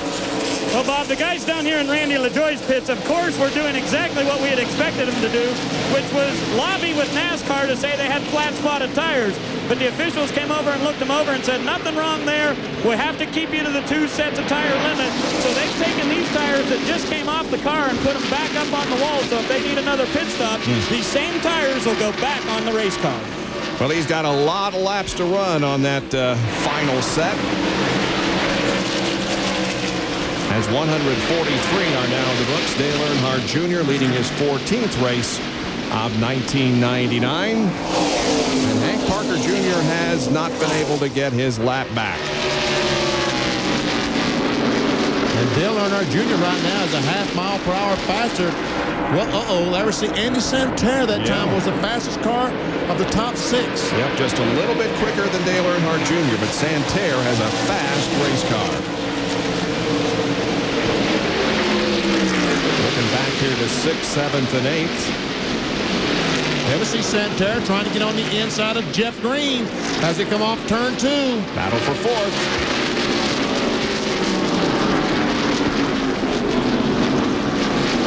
Santerre but won the NASCAR Busch Series North race up at Loud, New Hampshire a couple of weeks ago, so maybe he knows something about these 1-mile racetracks. Yep. Couldn't make that pass happen. So Jeff Green holds on to the 4th position. Santerre will challenge again as he comes off the 2nd corner. And he started 20th in this race and has made a nice movement toward to the 5th position. And has he got a better run, but this time, BP? He just can't get that momentum off the corner like Jeff Green can down on the inside. There's a battle for the 2nd spot between Fedua and the 17 of Matt Kenseth. Meanwhile, Dale Earnhardt Jr. drives away just a little bit. He separated himself from Matt Kenseth by about 1.4 seconds. Back with more in a moment.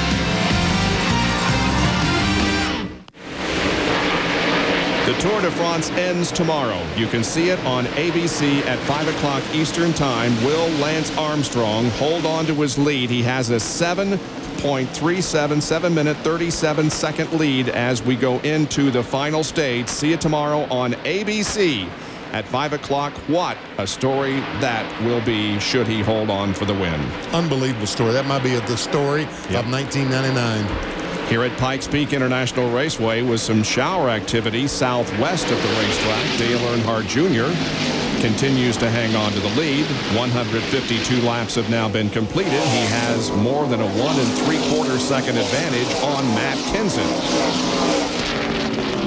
Randy LaJoie made the pit stop, changed the tires, got his last set, dropped back to about 30th or 31st, and right now he is 18th, challenging McLaughlin for 17th. He is flying. He is flying, but unfortunately, he doesn't have enough tires to see Damon Lusk right in the middle as McLaughlin goes by on the outside, and Randy LaJoie comes by on the inside. LaJoie was leading, spun, made a pit stop, and is now charging back up toward the front. That was Ted Smokestander right along with for just a moment. He's in 26th position in the yellow Freight Chevrolet. McLaughlin slides up the racetrack in the 34 car as LaJoie tries to move up to 17th.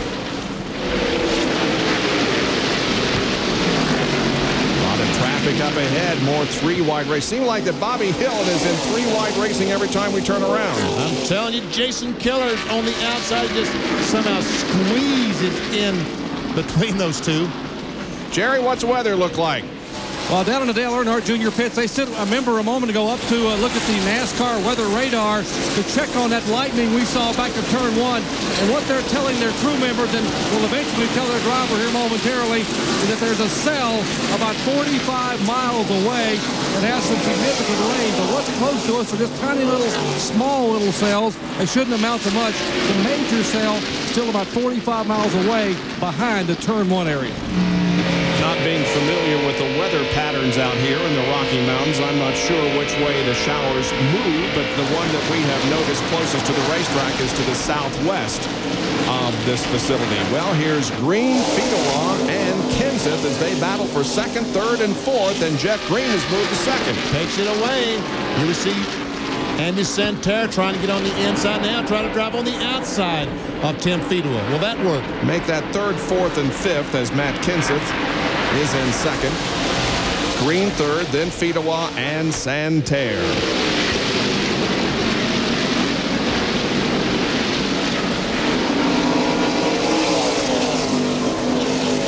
There you see the speed for Green and Fedua last lap, but the fastest among the top 6 last lap was 2nd place Kenseth by just a little bit over Earnhardt. And right now, Kenseth is 2 seconds, exactly 2 seconds behind Dale Earnhardt.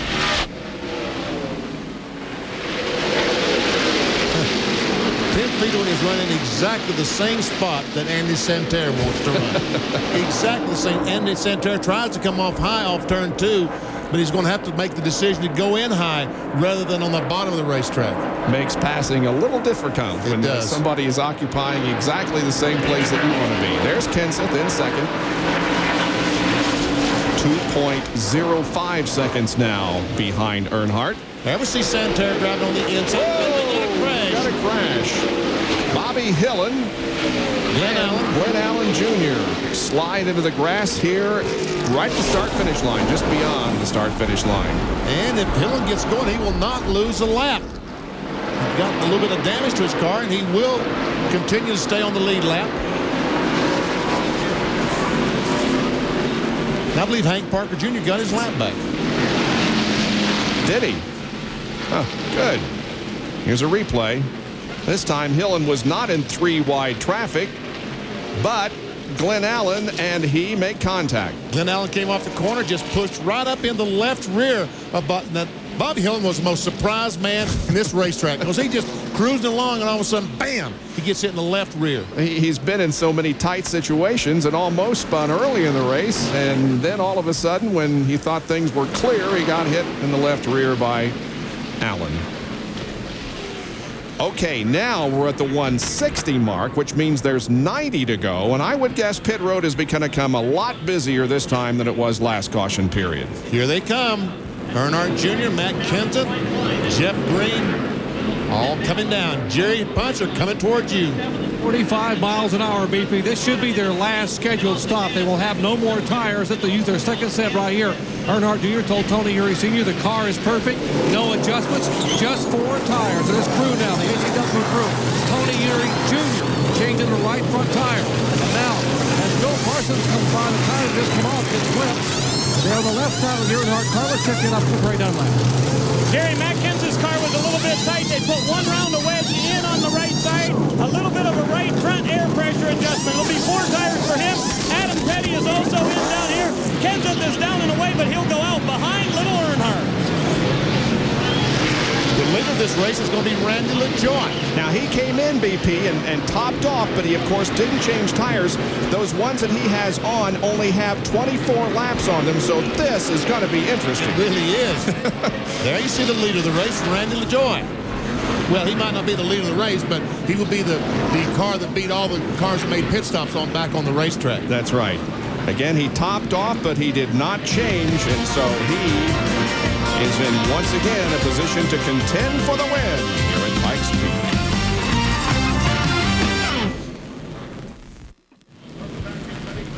Back at the NAPA AutoCare 250 for the Busch Series at Pikes Peak International Raceway. I'm Bob Jenkins along with Benny Parsons, Ray Dunlap, and Dr. Jerry Punch. We're still under caution. Lap 163 completed. Now, several cars did not make pit stops on this round. They did, however, pit on lap 134, and that has resulted in Jeff Purvis having the lead of the race. Mike Dillon is running in second spot. Ray Dunlap, meanwhile, can give us an update from pit road. Well, Bob, there's a couple situations coming into factor down here for the 4 crew. I talked to Johnny Allen, the crew chief. He said, we can definitely make it to lap 248. We have that figured out. Now, the last couple, well, that's a gamble. But he said there's also another gamble, and that's this weather that's off to the southwest. He said we felt like the best position right now would be up front with that weather coming in. Now to Dr. Jerry Punch. And updating Mike Dillon, the Kingsford crew brought him in on lap 135. He changed 4 tires, filled it full of fuel, and I've just been told they are set to go all the way on fuel if their tires will hold out. So they're not going to come back in. The front 2 are going to try to hang on and steal a win. Well, this is going to be interesting. Right now, Randy LaJoie, who is one of the fastest cars, and Dale Earnhardt Jr. are back in 10th and 11th. You know, can they hold those 2 off? That's a real question. Can they hold LaJoie and Earnhardt Jr. and Matt Kenseth and all the rest of those cars off? Well, they are assuming the restart mode here as the lights on the pace car are out, and we're set to go back to racing on lap 166. Looks like I'll put my money on the red truck going down the Interstate 25. Looks like he's flying. The interstate is just past the backstretch, as you can see. And between the racetrack and the backstretch, they have these noise-defeating barriers that are made out of recycled tires. Kind of an interesting twist. And now, with the pace car off the track, Jeff Purvis steps on the gas, and here we go again. Look at Ed Barrier there, trying to take third for McLaughlin. On the outside. You've got to pass on the outside on a restart. He tried to do it, could not do it. McLaughlin hangs on to that third spot, and Purvis just pulls away. He knows he needs a good lead right now.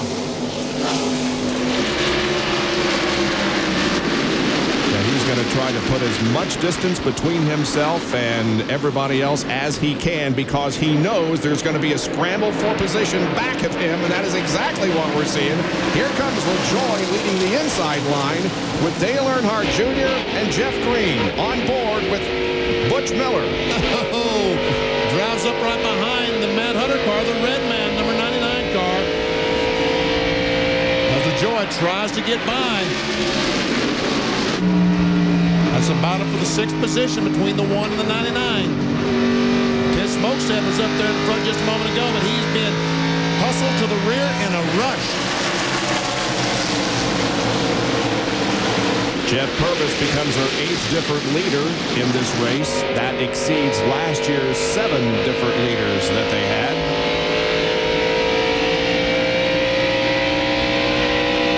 LaJoie's been able to get by the 99 car of Hunter, but he's now working on the other car, Lyndon Amick, and here comes... Adam Petty has some damage on the left rear of his car, and Shane Hall has some damage on his car also. Well, it's no wonder as tight as these guys are racing out there. Tough break for Adam Petty. Adam thought, and a lot of other people thought, that he had his best chance so far for victory. It will come someday, we know that. The question is when. A lot of smoke coming from Shane Hall's car. There's obviously some sheet metal is rubbing the tires. Meanwhile, here are LaJoie, Green, and Earnhardt. This is the 6th, 7th, and 8th position battle. And LaJoie watches Earnhardt and Jeff Green, and now Matt Kenseth drive on the outside. Andy Santerre in the 47. Boy, he's had a good run today. Here's Green to the inside of Earnhardt, trying to take away that 6th position. Oh, a little bit of a bump there at the line. And here's Santerre trying to follow these guys. Andy Santerre has a great race car here this afternoon, folks. We're talking about the number 47 car.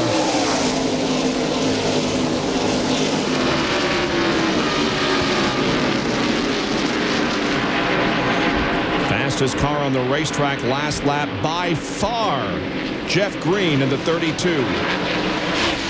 More than 2 miles an hour faster than the leader. He's got position, but Earnhardt drives it in deep, and once again, contact between those two is LaJoie. Now tries to get on the inside of the 47. They're 3 wide down the backstretch. Boy, Earnhardt had to check up, and when he lost his momentum, he lost 1 position, and now LaJoie trying to take away his 2nd, but unable to do so. Tim Field on the inside. Here's LaJoie trying to get by Dale Earnhardt Jr. down in turn 1. That's about for 7th.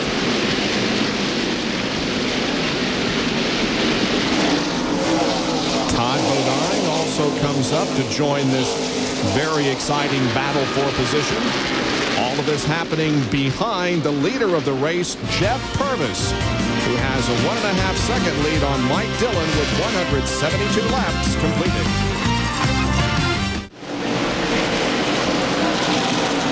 Live coverage today, the NASCAR Busch Series Grand National Division from Pikes Peak International Raceway, the NAPA AUTOCARE 250. There is Dale Earnhardt Jr. in 5th, Andy Santerre in the 47, and Ed Barrier in the 77. As Jeff Purvis continues to hang on the lead, but up now to 2nd position is Jeff Green. There he is going out of your frame. Mike Dillon is 3rd, and then comes Earnhardt and Santerre. And Santerre taking a look on the inside of Dale Earnhardt Jr. trying to take that spot away. Here comes Randy LaJoie, who's shown so much promise tonight. Trying to get by Ed Barrier. That would be the 6th position. Now remember, Jeff Purvis, the leader of the race, made his pit stop on lap 134. However, He has been one of the fastest cars on the racetrack in recent laps. He wasn't that last lap as Jeff Green was, but Jeff Purvis is not going to be an easy person to catch here. No, he isn't. We'll check it out right now. He's got a 2 3/4 second lead on Jeff Green. We'll keep an eye and see if Green is able to close in any on the Lance Snack Chevrolet. Shave just a tiny bit off, 2.69 seconds, or 2.7. 6/100ths of a second.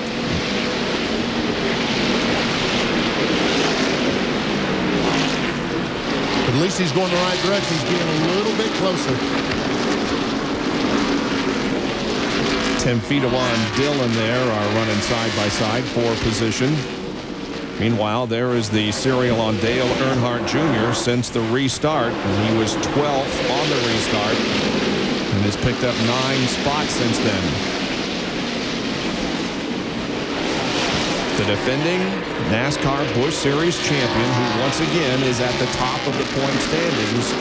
Took him quite a while in 1999 to win a race, but then he won 3 in a row. In Dover, South Boston, and at Watkins Glen. Here comes Matt Kent at the 17 car.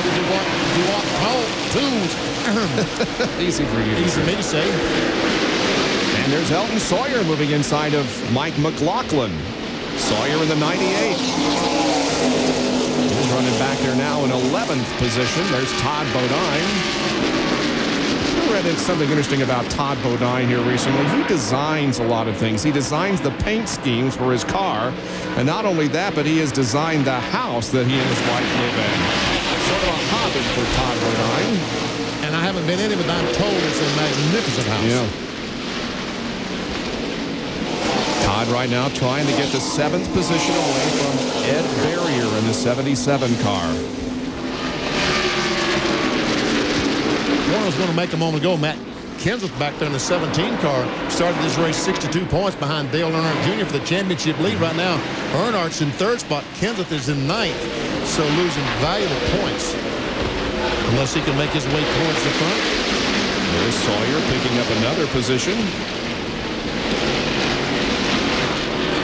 And how about old Dave Blaney? He's back there in what, 15th position. Boy, it's been an up and down day for Dave. He started on the pole, had to make a green flag pit stop, lost a lap, got it back, and now continues to try to get back up to where he was at the start of the race. The problem, he did get his lap back, but then he was behind all the cars. Had to restart at the very end, like 31st or 32nd.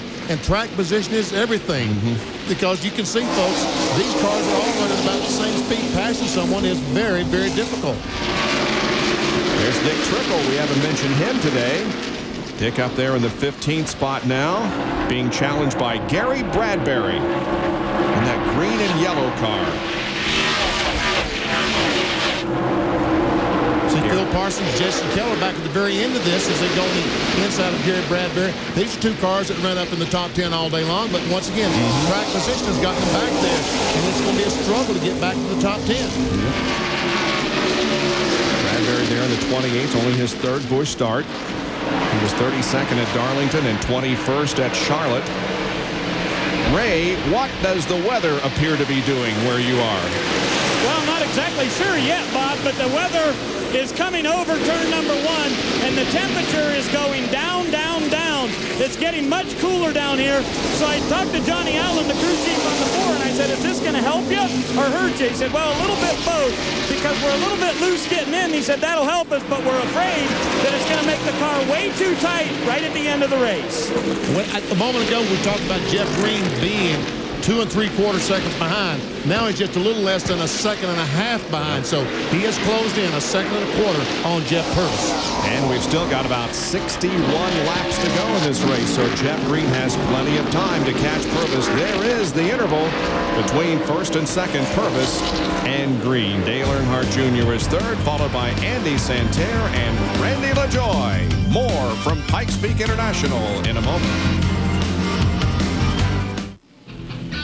3 big nights of racing coming up at Indianapolis Raceway Park beginning August the 4th. At 9 o'clock, it's the DuPont 100 for the USAC Coors Light Silver Bullet Series. The next night, The next NASCAR Craftsman Truck Series is in action at the Power Stroke 200. That's at 8:30 on ESPN.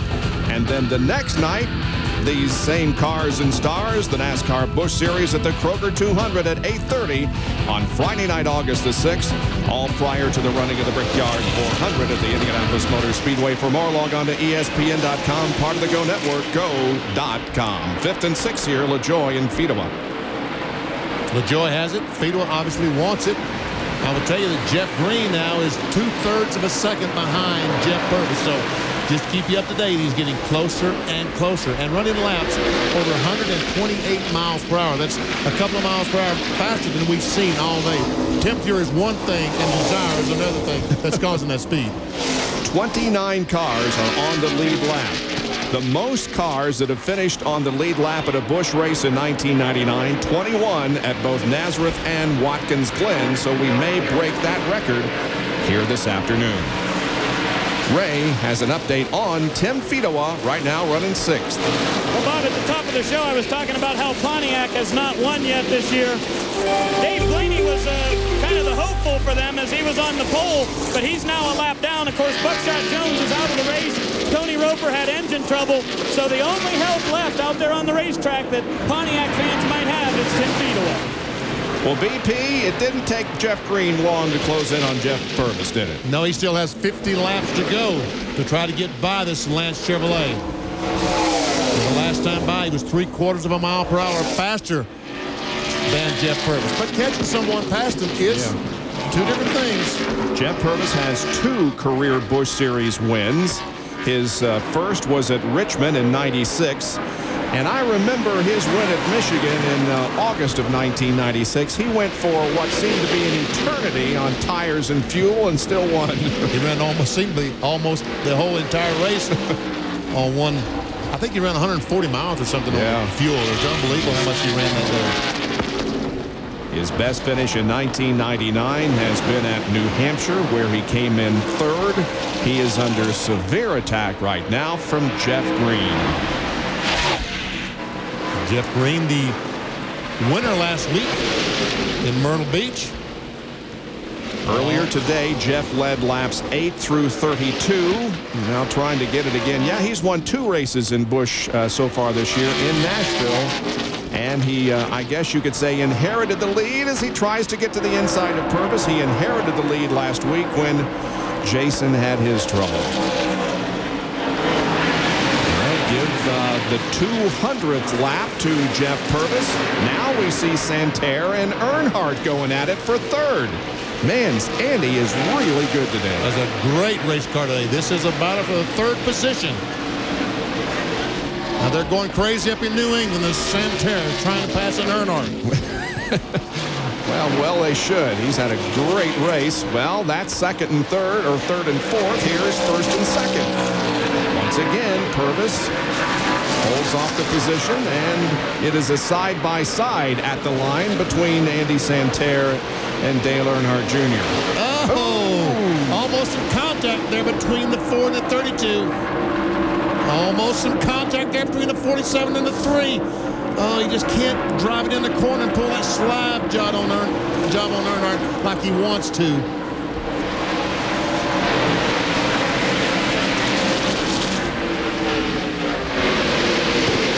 You can see on our rundown, there's just 48 laps to go in this one. Green looks again to the inside of Purvis, coming off turn number 2, heading down the backstretch. They come up on a slower car, but Jeff has a good run, and he takes the lead. That's the slide job I was talking about just a moment ago that Santerre just could not get far enough along on the 3 car to pull that job off.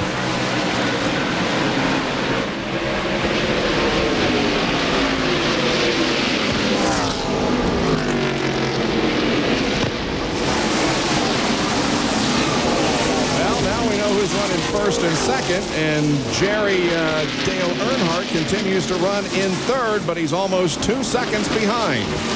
And Bob, the hope here in the Earnhardt Jr. pit is that maybe Jeff Green may have used up his tires trying to run down Purvis and make the pass. Both Green and Earnhardt pitted on lap 161, meaning they had to go 89 laps to the checkered flag.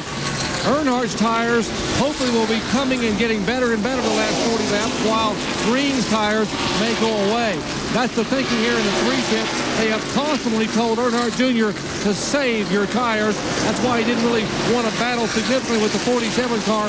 He used up the rubber here with about 46 laps to go. Well, that's a very good point. The bottom line of all this is don't go away, fans. Just because Jeff Green is back in the lead is no sign that he's going to run away with this thing. Here's a really good battle for the 3rd spot. We see Jeff Purvis in the 2nd spot. There we see the battle for 3rd between Andy Santerre and Dale Earnhardt Jr. Santerre, he's getting a little more aggressive. You see how he drove the car in a little bit deeper that time. He knows if he's going to win this race, this is a guy he's got to get by to get those 2 cars in front of him. Yep. But just can't do it. At least has not been able to do so far. Kenseth 90 points down now in the battle for the championship if the race were to end now. Purvis picks up a spot, goes to 6th, and Keller is down 1 to 7th. Every lap they're just side by side, Santerre and Earnhardt. This is a battle. They're about 2.5 seconds behind the leader. And once again, Santerre realizes he can't keep running on the inside lap after lap. He's got to save those tires a little bit and hope he gets a great run on Earnhardt and gets by him easily. And all of this is playing right into the hand of Jeff Green, because even if he did use his tires up, these guys are certainly doing so battling for 3rd. Exactly. Jeff Green didn't use them up too much. He's still running over 127.5 miles per hour. And that is by far the fastest on the racetrack. Well, no, it isn't. The fastest of all is Tim Fedewa. But Jeff Green is the 2nd quick, and he's about 1.5 miles faster than 2nd place Jeff Purvis. There is the report on the last speed, the last lap. 127.6 to 126.9 between Green in the lead and Earnhardt in 3rd.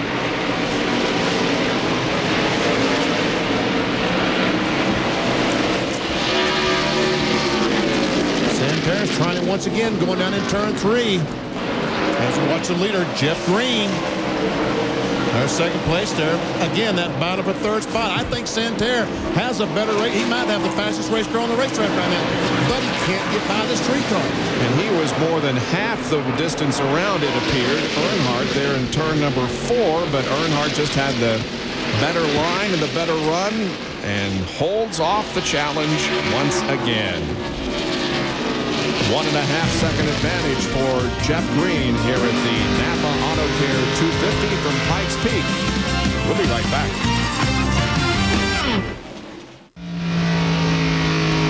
Welcome back to the NASCAR Busch Series NAPA AutoCare 250 on board with Ted Smokestead. Now, up ahead is Andy Santerre, and the tremendous battle between Santerre and Earnhardt for the moment has broken off. And that's because when those 2 guys went around Ted, he got a little bit sideways. Santerre had to check up and back off, and Earnhardt was able to pull away. And now Earnhardt is right on Jeff Purvis's back bumper. That's right. I believe Andy Santerre, if he'd been able to get by the 3-car, Dale Earnhardt Jr., 10 or 15 laps ago, had a chance of winning this race this afternoon.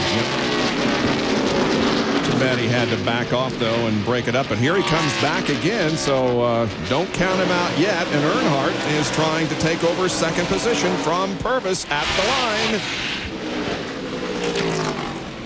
Earnhardt to 2nd. See, Earnhardt's able to get down in turn 1 a lot better than the 47 car of Andy Santerre. That's one reason he was able to get by Purvis. And Purvis now goes back to the 4th position as Santerre gets by.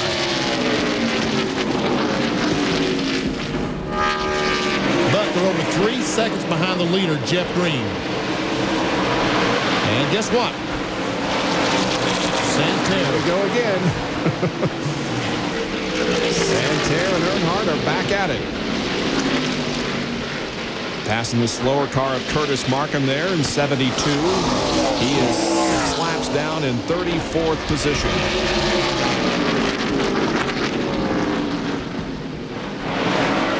As you can see on your rundown, there are 27 cars on the lead lap.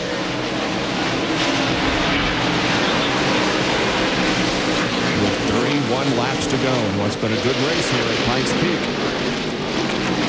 Earlier today on ESPN, you saw Greg Biffle win the NASCAR Craftsman Truck Series at Michigan Speedway.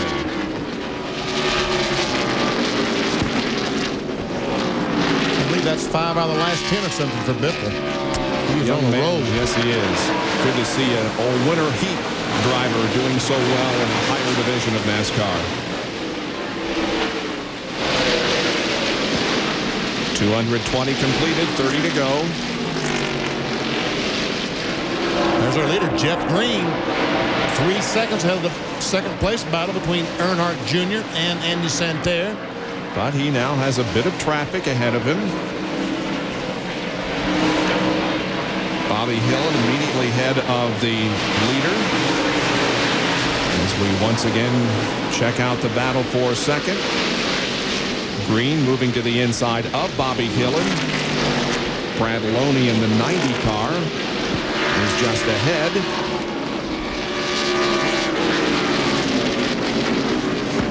Damon Lusk 8 laps down in 36 in the number 12 car there, the America Online machine. Now we see the onboard camera. The message to Jeff Krogh says, "Get well, Jeff." Let's check out some more telemetry here, BP. The Lucas Oil manufactures heavy-duty and high-performance lubricants. Bring you this information. See, Damon Lusk gets up to 138 miles per hour before he gets down the corner, has to brake. Dips down to about 106 or 7 miles per hour. So we can see these cars in front still running 140, 45 miles per hour down the straightaway. Up to 7,800 RPMs.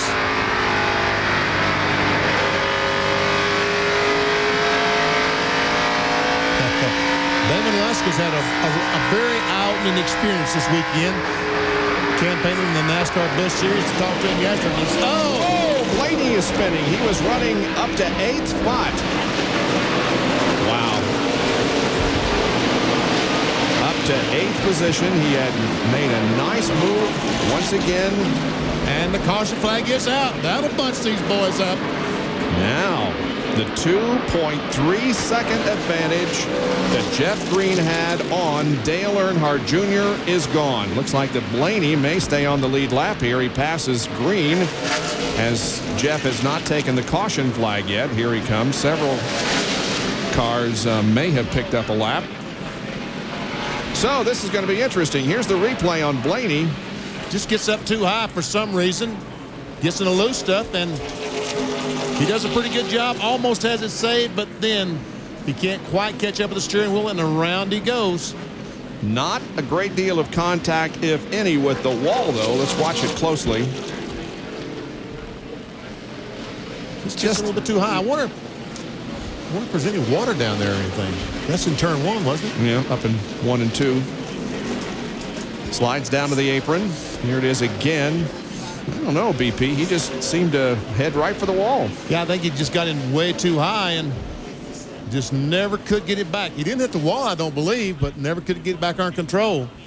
If he did, he hit it very slightly. And there are reports of raindrops. And there is the rubber from Blaney's car. Wow. Well, boy, this will be a shame if it starts raining now. We've only got 25 laps to go, and the shootout here for the win could be very, very interesting. Oh, that was not Blaney's tire. That was the 57. Jason Keller. The right front is gone on his car. Jason was running up about 14th or 15th position. Well, he can't. Flat tires has been his nemesis. That's for sure. Ray Dunlap's headed toward you. Yeah, Jason Keller on his way in. They'll get right sides on that race car. He's still in the lead lap now, but going to lose a lot of track position. You were talking about rain. There has been quite a few raindrops down here in the turn number 1 area, but by no means was it enough to have done anything to Dave Blaney. Blaney is now in right beside Keller, so these two cars will come to pit road.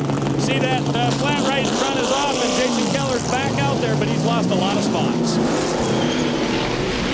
And service on Blaney also completed, as you also see the 63 car of Bobby Hamilton Jr. make a pit stop and go back out onto the racetrack. Hamilton still on the lead lap, back at about 24th position. So now less than 25 laps to go under caution at Pikes Peak International. Just as soon as we wrap up this race here at Pikes Peak, you'll see the Bunker Hills Golf Club in Coons Rapids, Minnesota, as the Coldwell Banker Burnett Classic for the seniors continues as Leonard Thompson is there to defend his title. That's coming up next on ESPN. All right, Jerry Punch, we're getting set to go back to racing. Down with Mike Greasy, crew chief for Andy Santerre. Mike, do you have something for the 3 car, and could you win this thing? We thought coming into this race that we'd have a good car for the long runs. It's been real good all day long. We're having a little trouble getting the right lane. Dale's taking probably the preferred lane away from us. I think we're better in the corners than him, but he's just taking momentum away from us down the straightaways. If we can get by him, I think we'll have something for the 32. All right, Andy Santerre may have a shot. Right now, he's got Feedable on his back bumper. Going to be concerned about him. Back to Green. Green comes out on lap 230 with 229 complete. See what happens. Well, Earnhardt is right there on the outside of Jeff Green as they come off corner number 2. This is the battle for the lead. They touch, make heavy contact. It would appear a lot of smoke arose from between those 2 cars. Earnhardt on the high side and Green on the inside. Off of corner number 4. They come to the stripe. Green has the lead, but Earnhardt wants it. I mean, Jeff Green, every time he looks up on the race, the checker flag is almost in the air, and someone is going by. This time it's Dale Earnhardt Jr. trying to get by. Santerre is right behind him. He squeezes in between the 2 cars. Dale Earnhardt Jr. has taken over the lead on lap 231. Now Andy Santerre looks to the inside of Green. And here comes Tim Fedewa to make it a 4-car battle up front. Santerre to the inside. Looks like he'll be able to take second from Green, or will he? Yes, he's there. Well, he's going to try to pass Earnhardt Jr. while he's there. Hey, what the heck? I've got a good run. Here he goes. Here he goes. Santerre to the inside at the end of the backstretch. Oh, can't quite complete the pass. We have seen these 2 cars race side by side so often this afternoon, and here they are again, except this time it's for the lead. If he can ever get down in turn 1, he'll be a hero, but he still can't quite do it. How about Tim Fedewa? He's thinking about making it 3 wide coming off the second turn. And don't count Jeff Green out either. A great battle with 18 laps to go. Oh, now here we go. Santerre gets a good run off the 4th corner into the D-shaped part of the oval here at Pikes Peak. He may have him here. Oh, Earnhardt's going to come back on the outside once again. Now, this is the best run he's had yet. Yes, it is. And again, there's contact between those 2. Now look, here's Jeff Green is going back to that second position. Santerre had to lift just a little, broke his momentum, but he charges back once again as they complete lap 234 with 16 to go.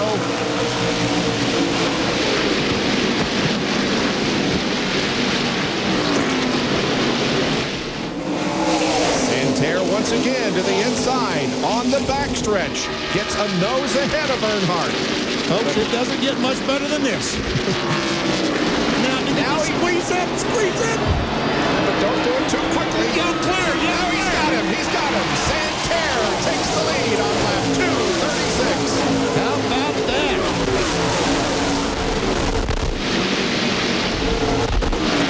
Wow.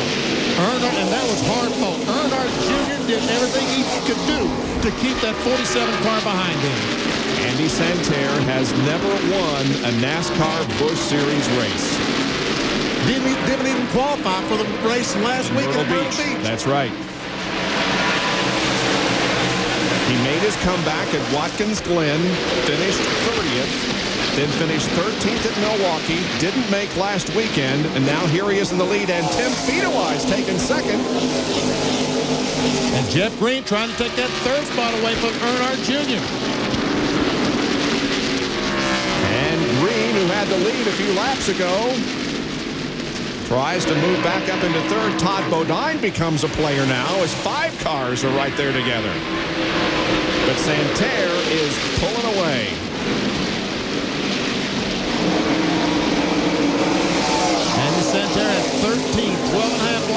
go to claim his very first NASCAR Busch Series victory. What a celebration that will be. His career best finish in Busch Series competition was just about a year ago at Gateway. He finished 4th. Jerry Punch, you think he's going to do it? Well, I tell you what, if Andy Santerre pulls it off, it'll be a very popular victory. You're going to want to see the crew stand and cheer. He and wife Sue are very, very popular among this Busch Series contingent. He broke his leg at the season opening Daytona, or 300-mile race at Daytona, and from his home, from his hospital bed, and from a wheelchair, he called other crew members as he watched them week after week to cheer him on. He never lost faith in his abilities, and he always called to congratulate the winner week after week. It may be his turn today. Oh, a crash. Earnhardt Jr. is in the wall. Sorry, Jerry, to interrupt you, but Dale Earnhardt went in pretty good. Oh, man. When it looked like that Earnhardt Jr. was going to gain some points on Matt Kenseth, this happens with just a few laps to go. And Andy Santerre definitely did not want to see the caution flag wave and let those guys close up on their back bumper. Indeed not. There are 10 laps to go in this race, and the caution is out. But now, Tim Fedewa, Jeff Green, Todd Bodine are going to get another shot at him. And here is the replay of the crash involving Dale Earnhardt.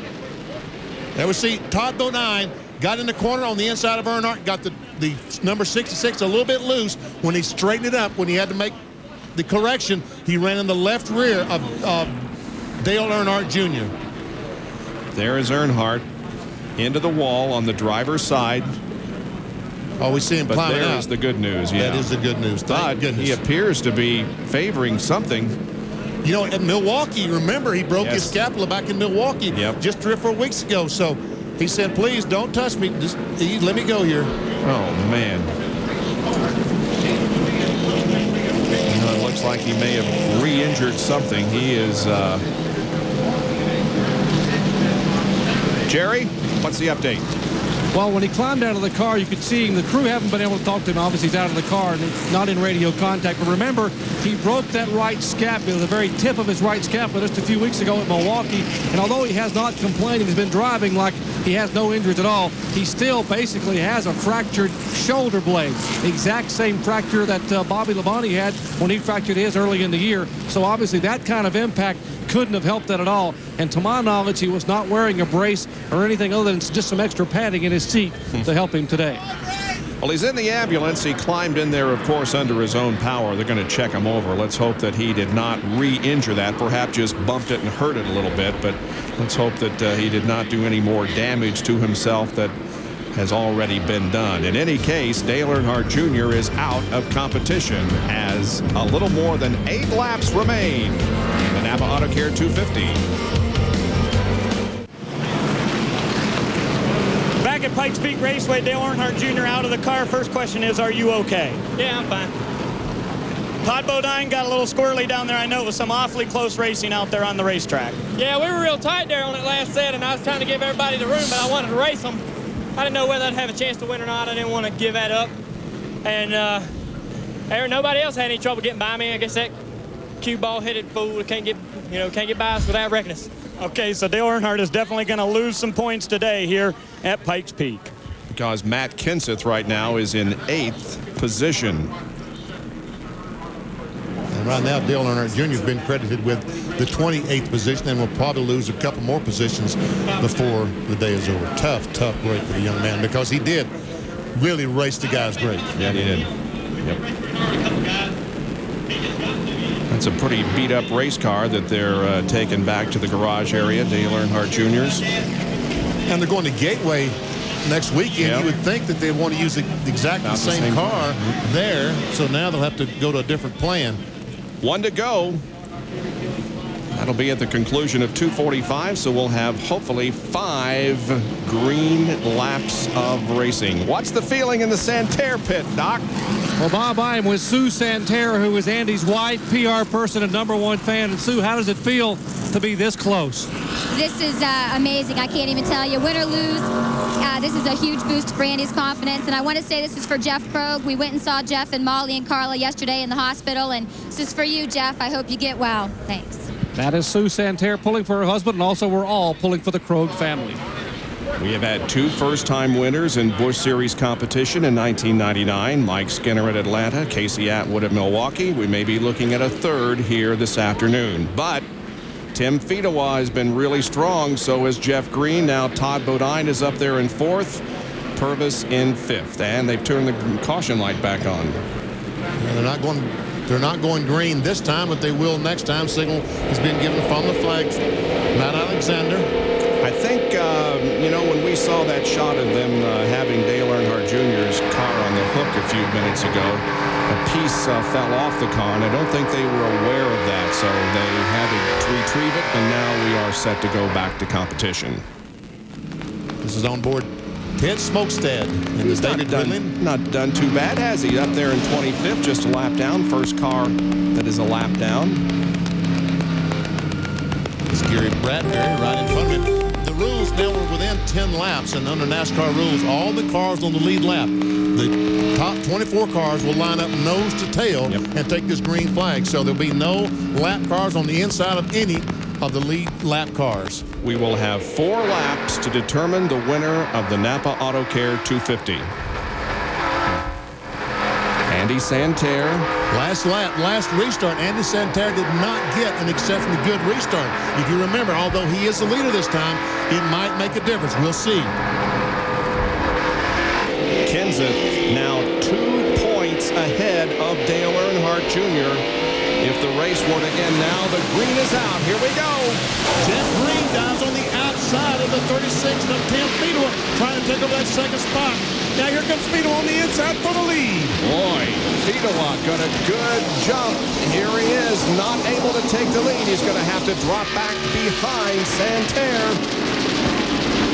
Todd Bodine up there also now. Fedewa looks to the inside and thinks about trying it again, but does not. 3 laps to go. Andy Santerre, once again, this car is performing beautifully. He's running a little bit high right now because he understands that he can't let these guys get on the outside of him because he couldn't pass Dale Earnhardt Jr. on the inside. He cannot let these guys get outside position on him. He separates himself from Tim Fedewa by about a car length and a half, as now there are 2 laps to go.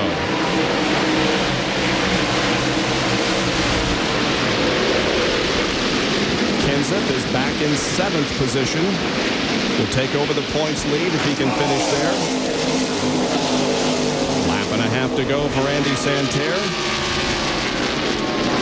From Cherryfield, Maine. White flag coming out. One more tour of this 1-mile D-shaped track at Pikes Peak International.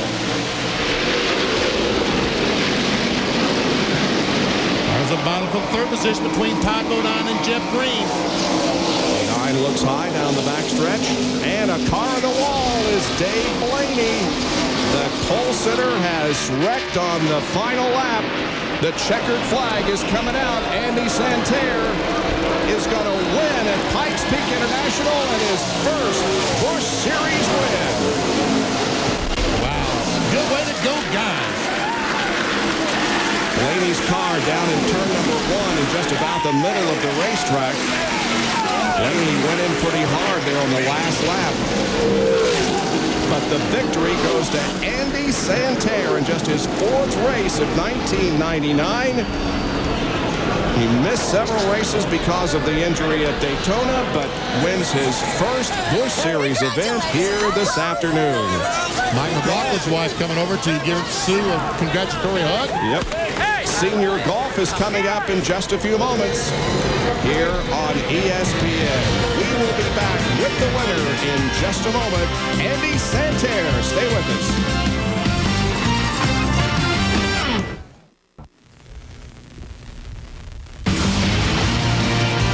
ESPN's coverage of the NAPA AutoCare 250 from Pikes Peak International Raceway being brought to you by Polaris ATVs. If you're going to ride the best, Polaris. By the more than 2,700 AutoZone stores across America. AutoZone, the best parts in auto parts. And by the Outlaw Performance Fuel Additives, proudly endorsed by Dale Earnhardt Jr. The victory goes to Andy Santerre. He's the 12th different winner in 1999. Here's Jerry Punch in the McDonald's winner's circle. And Andy climbs out. He just did a couple of donuts, Alex Zanardi style, and he stands. And these fans at Pikes Peak will salute a first-time winner. Last year's Rookie of the Year.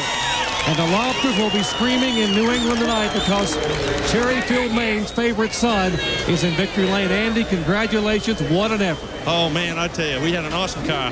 This is great for my team, Monroe Muffler Braking Service, Dynamax, Kendall. We really needed this win.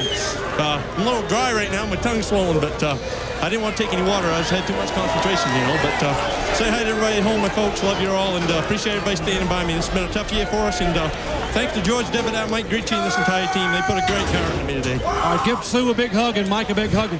Choked with emotion in victory lane. Andy Santerre, his first ever Busch Series winner.